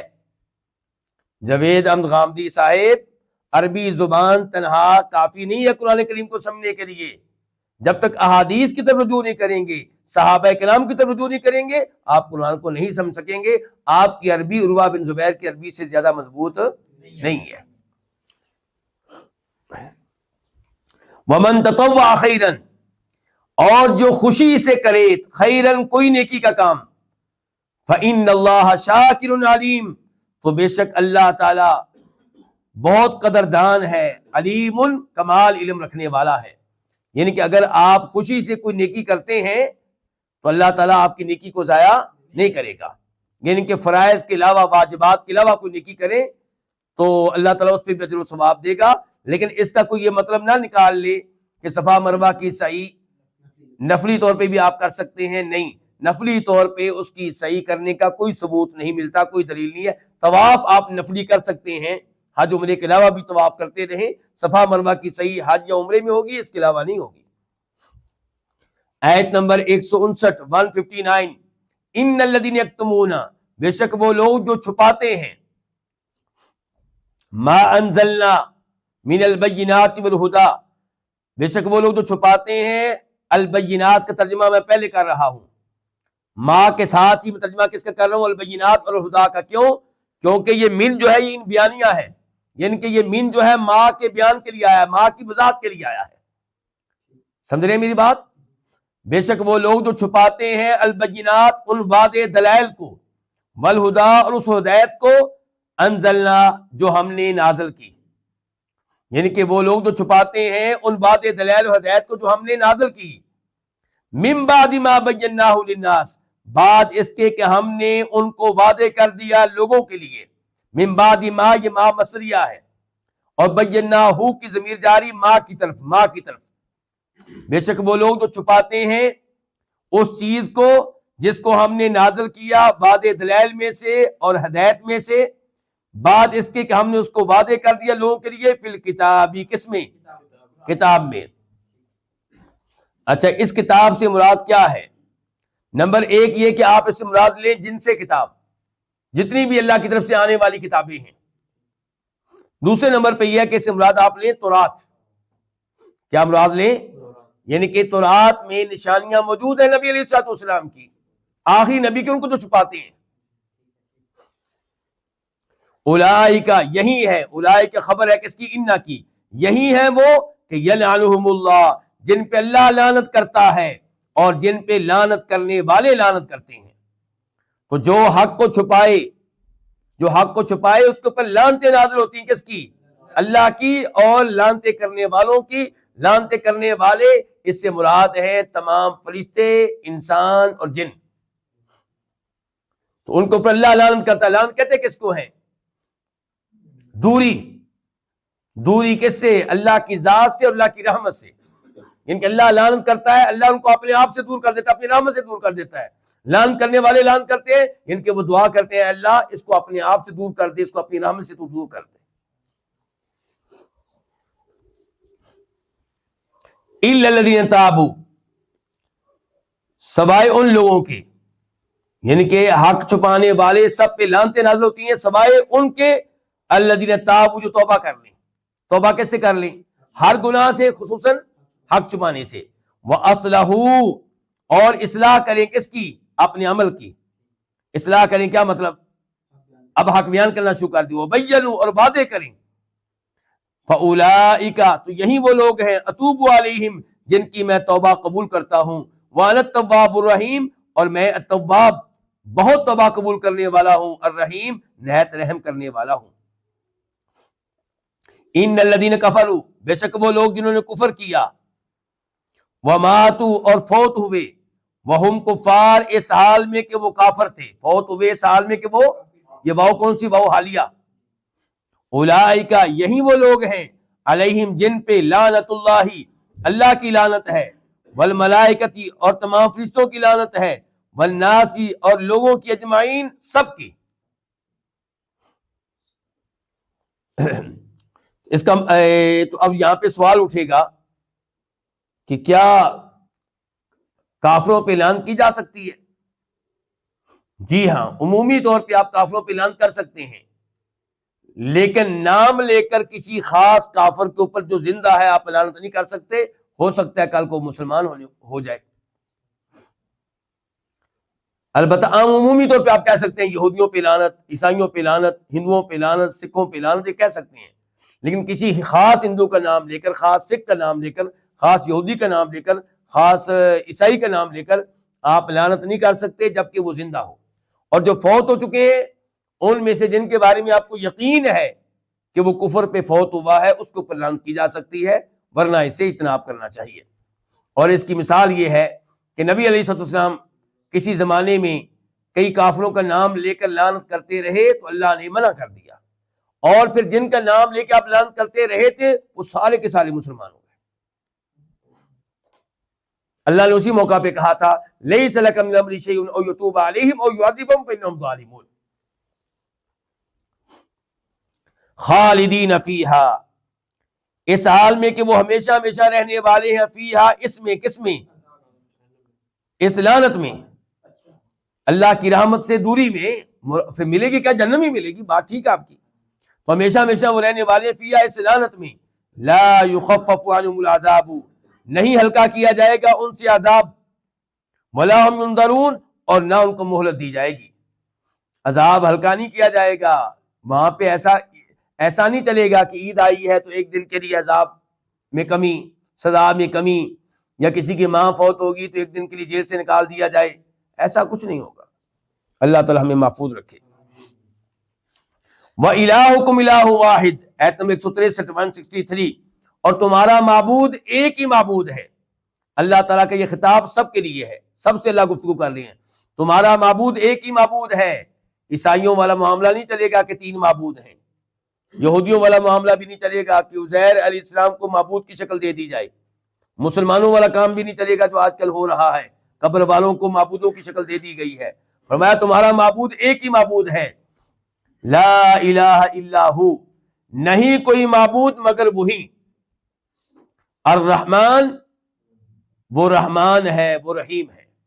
رحمان و رحیم کی پہلے وضاحت ہو چکی ہے.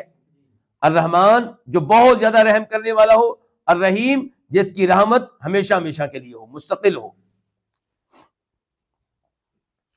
لا الہ الا ہو، اس کی تھوڑی سی وضاحت ہو جائے کہ نہیں کوئی معبود مگر وہی. تو کیا دنیا میں ایک ہی معبود ہے؟ معبودوں سے تو دنیا بھری پڑی ہے. ہندوؤں کے کتنے معبود ہیں؟ عیسیٰ علیہ السلام کو بھی معبود بنایا جا چکا ہے.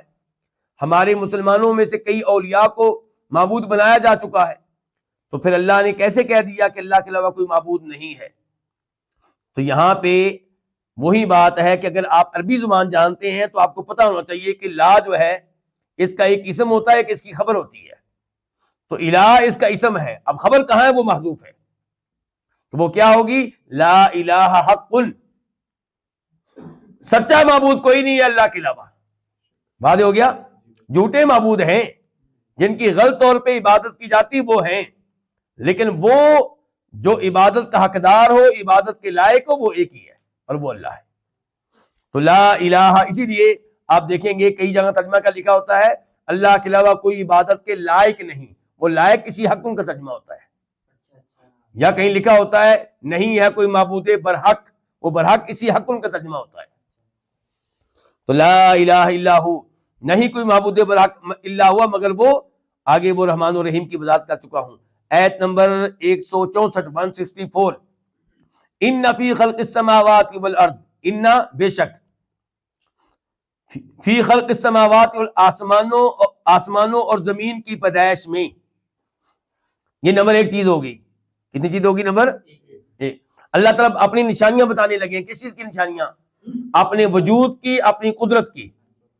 اور ان نشانیوں کو مان لے تو پھر یہ بھی ماننا پڑے گا کہ جس کی یہ نشانیاں ہیں عبادت کا حقدار بھی وہ تنہا ہے، کوئی اور پھر نہیں ہے، کوئی اور پھر نہیں ہے. فرمایا انا بے شک آسمان و زمین کی پیدائش میں. ہاں جی، آسمان و زمین کی پیدائش پہ غور کریں نا. آسمان کھڑا ہے بغیر ستونوں کے، کب سے کھڑا ہے؟ زمین نیچے پانی، اوپر زمین. اوپر آپ کی گھر بن رہے ہیں 100 منزلہ، ہوٹل بن رہے ہیں. کیوں نہیں زمین یہ نیچے جاتی؟ تو اللہ یعنی کہ کئی لحاظ سے اس میں نشانیاں. آسمان و زمین میں کوئی ایک لحاظ سے نشانی نہیں ہے. اب وقت کی کمی ہے، چلیں. بے شک آسمان و زمین کی تخلیق میں، پیدائش میں. نمبر 2 واختلاف اللیل والنہار، رات اور دن کے آنے جانے میں.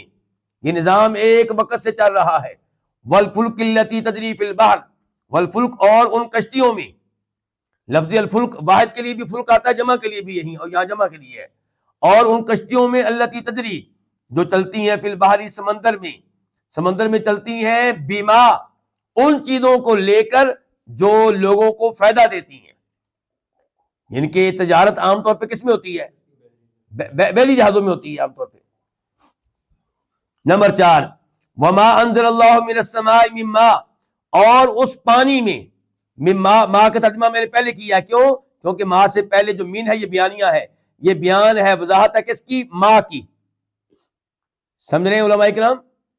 اور اس پانی میں جو اللہ نے آسمانوں سے اتارا، مراد کیا ہے؟ بارش. فاحیا، تو اس نے زندہ کیا، بہی، اس پانی کے ساتھ، الارض کس کو؟ زمین کو. زمین بنجر ہو چکی تھی، اس کو زندہ کیا، زرخیز کیا. بعد موتھا، اس کے بنجر ہو جانے کے بعد، اس کے مردہ ہو جانے کے بعد. وبثا، اور اس نے پھیلا دیے، فیہا، اس میں، کس میں؟ اس زمین میں. من کل دابہ، ہر قسم کے جانور.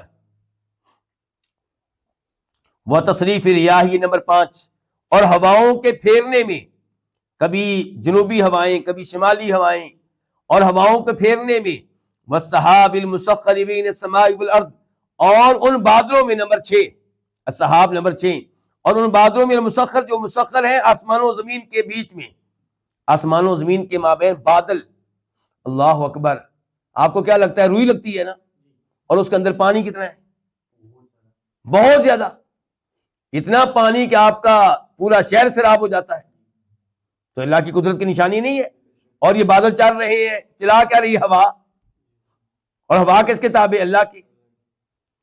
اور ان بادلوں میں جو مسخر ہے آسمان و زمین کے درمیان، لآیات، البتہ کئی نشانیاں ہیں، لقوم، ایسی قوم کے لیے، یعقلون، جو عقل رکھتی ہو۔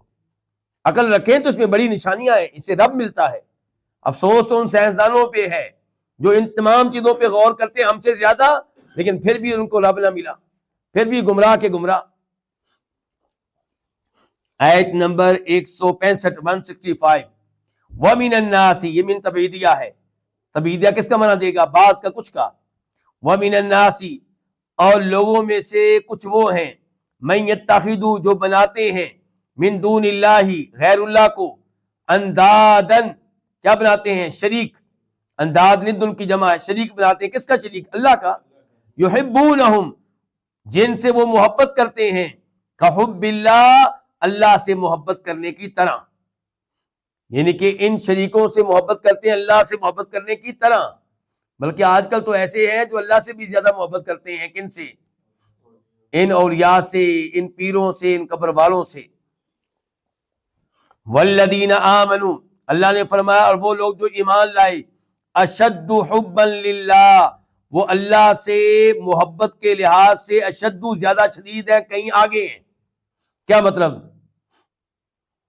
جتنی محبت یہ لوگ اپنے ان معبودوں سے کرتے ہیں، ایمان والے اس سے کہیں زیادہ محبت کس سے کرتے ہیں؟ اللہ سے کرتے ہیں۔ وَلَوْ يَرَى الَّذِينَ ظَلَمُوا، کاش کے، یا اگر کا ترجمہ کریں گے تو پھر یوں ہوگا، اور اگر یرا، دیکھ لیں، الذین ظلموا، وہ لوگ جنہوں نے ظلم کیا، یہاں پہ مراد ہے کافر مشرک، اگر دیکھ لیں وہ لوگ جنہوں نے ظلم کیا، اذ، اس وقت کو، یرونا، جب وہ دیکھ رہے ہوں گے عذاب کو۔ اچھا، پہلے دیکھنے سے مراد ہے دنیا میں دیکھنا، یعنی کہ اگر یہ کافر دنیا میں دیکھ لے منظر عذاب کا، جو ان کا منظر ہوگا جب یہ عذاب کو دیکھیں گے یہ، اور اگر دیکھ لیں وہ لوگ جنہوں نے ظلم کیا اس وقت کو جب وہ دیکھ رہے ہوں گے العذاب، عذاب کو۔ اچھا، العذاب کے بعد وہ جو لو شروع میں آیا اس کا جواب یہاں پہ سائلنٹ کہہ لیں آپ، مقدر کہہ لیں، پوشیدہ کہہ لیں، کیا ہوگا؟ لعلموا، لعلموا، اگر یہ دیکھ لیں، اگر دیکھ لیں وہ لوگ جنہوں نے ظلم کیا اس وقت کو جب وہ دیکھ رہے ہوں گے عذاب کو، تو البتہ وہ جان لیں کہ ان القوت للہ جمیعا، کہ بے شک ساری کی ساری قوت للہ، اللہ کی ہے، اللہ کی ملکیت ہے۔ وَأَنَّ اللَّهَ، اور یہ بھی جان لیں گے کہ اللہ تعالیٰ شدید عذاب والا ہے۔ اذ تبرأ الذین اتبعوا، اذ، جب، تبرأ، لا تعلق ہو جائیں گے، تبرأ لا تعلق ہو جائیں گے، بیزار ہو جائیں گے، الذین اتبعوا، وہ جن کی پیروی کی گئی، کون؟ معبودان باطلہ، کب؟ وہ ولی جن کی پیروی کرتے رہے اور دیگر وہ جن کی عبادت کرتے رہے، جب لا تعلق ہو جائیں گے وہ جن کی پیروی کی گئی، اس میں فرشتے بھی آتے ہیں، جن بھی آتے ہیں، جب لا تعلق ہو جائیں گے وہ جن کی پیروی کی گئی، لا تعلق کن سے ہو جائیں گے؟ من الذین اتبعوا، ان سے جو انہوں نے ان کی پیروی کی اپنے اپنے مریدوں سے، ورأوا العذاب، اس حال میں کہ وہ عذاب کو دیکھ لیں گے، باؤ حالیہ یہ، کون دیکھ لیں گے عذاب کو؟ وہ جن کی پیروی کی گئی، جن کو معبود سمجھ رکھا تھا، پیر سمجھ رکھا تھا یہ بخشوائیں گے، وہ تو عذاب کو دیکھ چکے ہوں گے، تو وہ لا تعلق ہو جائیں گے، وہ کہیں گے ہمارا یا اللہ ان سے کوئی تعلق نہیں، ہم نے نہیں کہا تھا کہ ہماری عبادت کریں گے۔ وَتَقَطَّعَتْ بِهِمُ الْأَسْبَابُ، اور اچھی طرح منقطع ہو جائیں گے بہم ان کے ساتھ، الاسباب تعلقات، ان کے ساتھ تعلقات کیا ہو جائیں گے؟ منقطع ہو جائیں گے.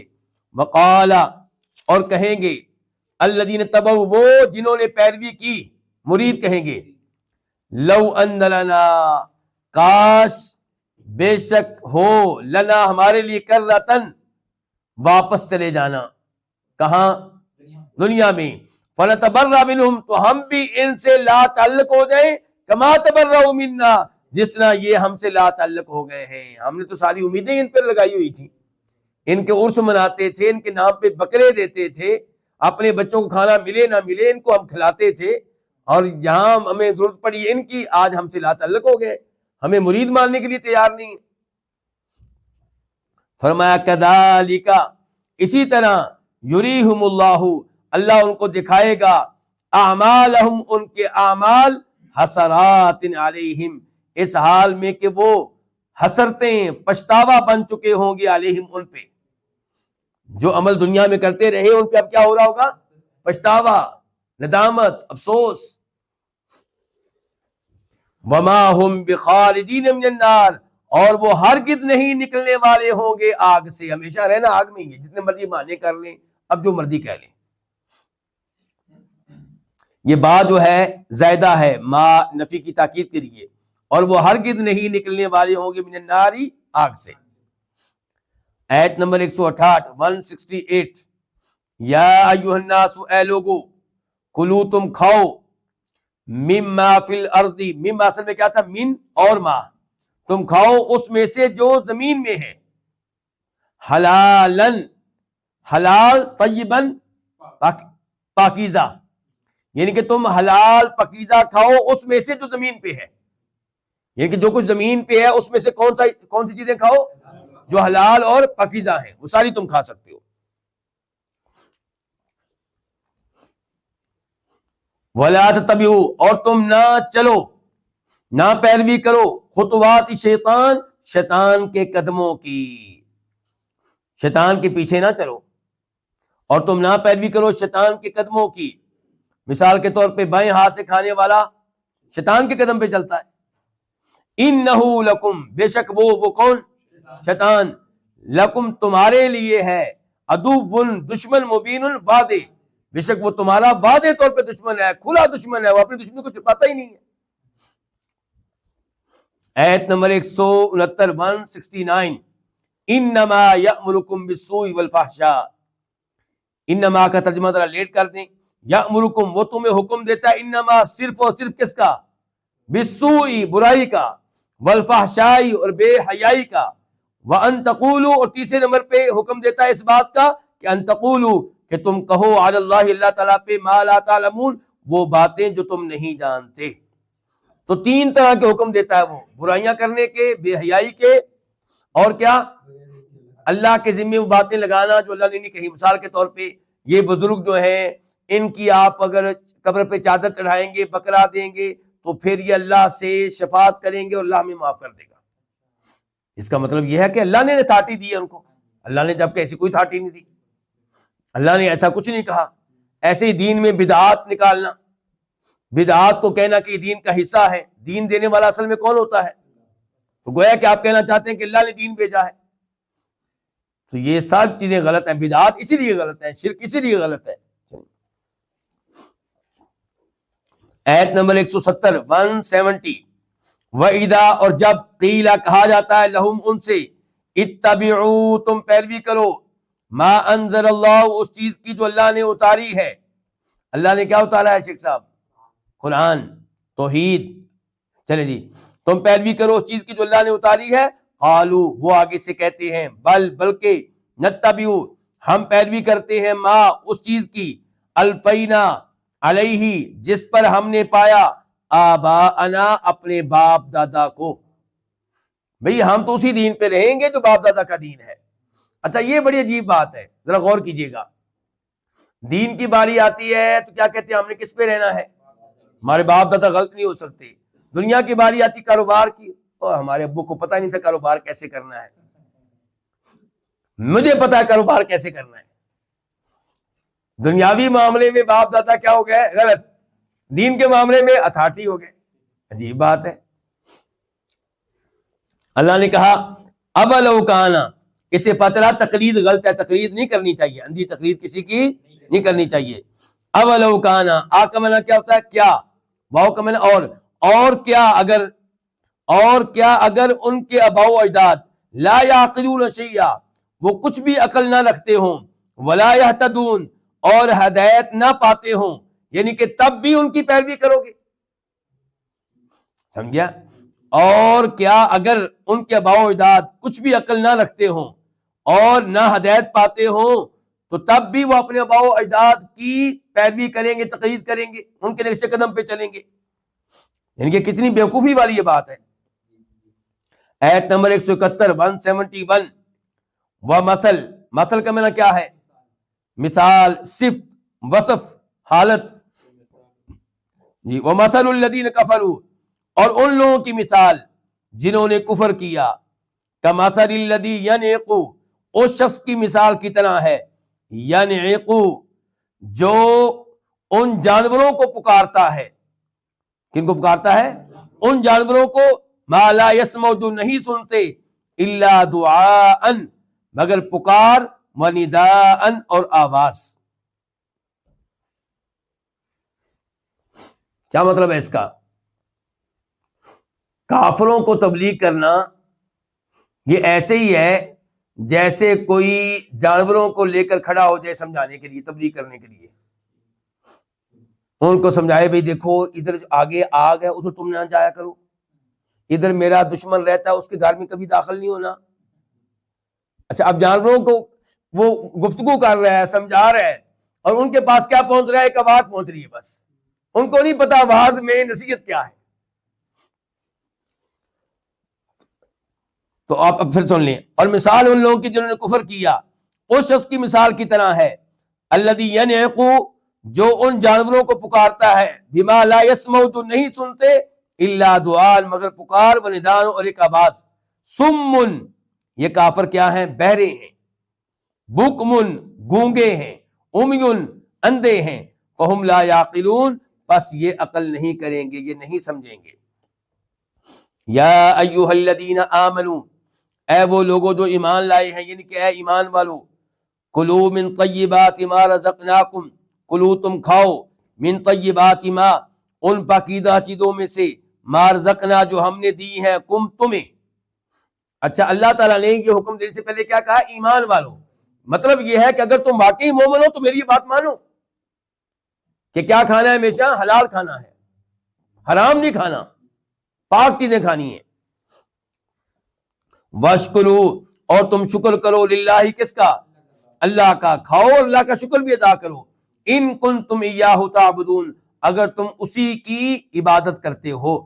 ان، اگر کنتم ایاہ، تم اسی کی، تعبدون، عبادت کرتے ہو. اگر تمہارا یہ دعویٰ ہے کہ ہم اللہ کی عبادت کرنے والے ہیں تو پھر پاکیزہ کھاؤ اور اللہ کا شکر ادا کرو. آیت نمبر 173 173. ٹوٹل 3-4 آیتیں رہ گئی ہیں، ذرا ہمت کریں، جاگ جائیں، توجہ رکھیں. انما، سوائے اس کے نہیں، حرما، اس نے حرام کیا ہے. انما کا معنی سوائے اس کے نہیں، یا صرف کہہ لیں آپ کہ اس نے صرف حرام کیا ہے تم پہ، المیتہ، کس کو؟ مردار کو، والدم، اور خون کو، ولحم الخنزیر، اور خنزیر کے گوشت کو، وما، اور ان جانوروں کو، ما اہل بہ، جن کے پہ پکارا جائے، لغیر اللہ، غیر اللہ کا نام. تو کتنی چیزیں اللہ نے حرام کی ہیں؟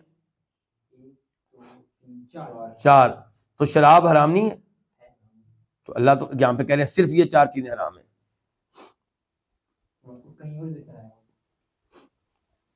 ہمارے جاوید احمد غامدی صاحب نے، اللہ تعالیٰ ان کو ہدایت دے، اس آیت کو دلیل بنایا ہوا ہے ہر چیز کو حلال کرنے کے لیے. موسیقی حلال، سب کچھ حلال، کیونکہ اللہ نے 4 چیزیں کہی ہیں جی. بس اللہ ان کو ہدایت دے.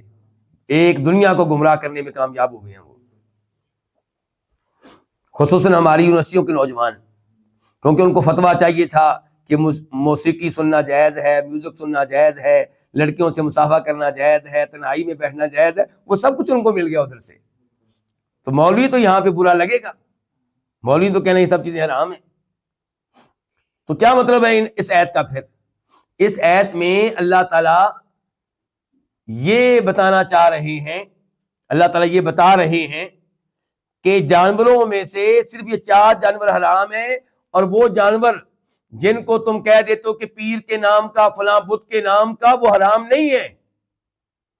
بحیرہ، صائبہ، وسیلہ، ایک اور جگہ پہ تذکرہ ان کا آیا ہے 6 سپارے میں، وہ وہاں پہ وضاحت کریں گے۔ تو اللہ نے کہا کہ اس طرح کوئی جانور حرام نہیں ہوتا، یہ تمہاری اپنے منہ کی باتیں ہیں، میں نے حرام نہیں قرار دیا ان کو، میں نے تو ان 4 کو حرام قرار دیا بس۔ تو اس آیت کا مقصد ان کے اس غلط عقیدے کے اوپر رد ہے، اس کا یہ مطلب نہیں ہے کہ اور کوئی چیز حرام بالکل نہیں ہے۔ بات ہو گیا علماء کرام، ورنہ آپ دیکھیں شراب کو تو حرام غامدی صاحب بھی مانتے ہیں، تو پھر وہ کیسے حرام ہوگی؟ کیونکہ دیگر آیات اور دیگر احادیث سے ایسے ہی پالتو گدھا جو ہے وہ حرام ہے، وہ بھی کس کے ذریعے؟ حدیث کے ذریعے۔ تو ایسے ہی وہ پنجے والے جو پنجے کے ذریعے شکار کرتے ہیں پرندے، وہ حرام ہیں۔ کچلی والے درندے حرام ہیں، جیسے شیر، چیتا وغیرہ، یہ سب چیزیں حرام ہیں۔ چلیں جی، اس نے صرف حرام کیا ہے تم پہ کس کو؟ مردار کو۔ اور مردار سے مراد کیا؟ وہ جانور جو ذبح کیے بغیر مر جائے، اور اس سے بھی استثناء ہے احادیث کے ذریعے۔ مچھلی مردہ ہو جی، ہاں جی، ذبح کیے بغیر جو مچھلی فوت ہو جائے، بتائیں وہ حلال ہے کہ حرام ہے؟ مچھلی ذبح نہیں ہوتی ہے، الحمدللہ، شکر ہے کہ آپ جاگ گئے، شکر ہے جاگ گئے۔ اب سمندر کی تمام چیزیں جو پانی کے بغیر زندہ نہیں رہتی، وہ آپ کو مردہ بھی ملے تب بھی حلال ہے، یعنی کہ سمندر کا مردار حلال ہے۔ هو الطہور ماؤہ الحل میتتہ، مچھلی ہو یا کوئی اور چیزیں سمندر کی جو پانی کے بغیر زندہ نہیں رہتی، وہ سب کے سب کیا ہیں؟ حلال ہیں، چاہے آپ کو مردہ ملے اور چاہے زندہ ملے اور آپ کے ہاتھوں میں فوت ہو جائیں تب بھی وہ حلال ہے۔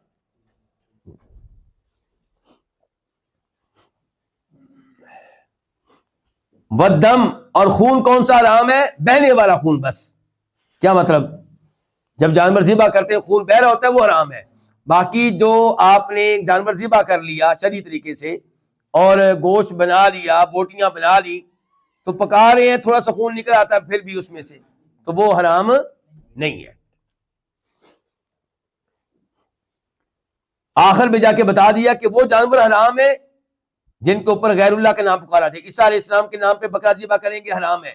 شیخ عبدالقادر جیلانی رحمہ اللہ کے نام پہ بکرا ذبح کریں گے، حرام ہے۔ جناب علی کے نام پہ ذبح کریں گے، حرام ہے۔ اس نے صرف تم پہ حرام کیا مردار کو، والدم، اور خون کو، اور خنزیر کے گوشت کو، اور اس جانور کو جس پہ غیر اللہ کا نام پکارا جائے۔ فمن اضطر غیر باغ ولا عاد فلا اثم علیہ۔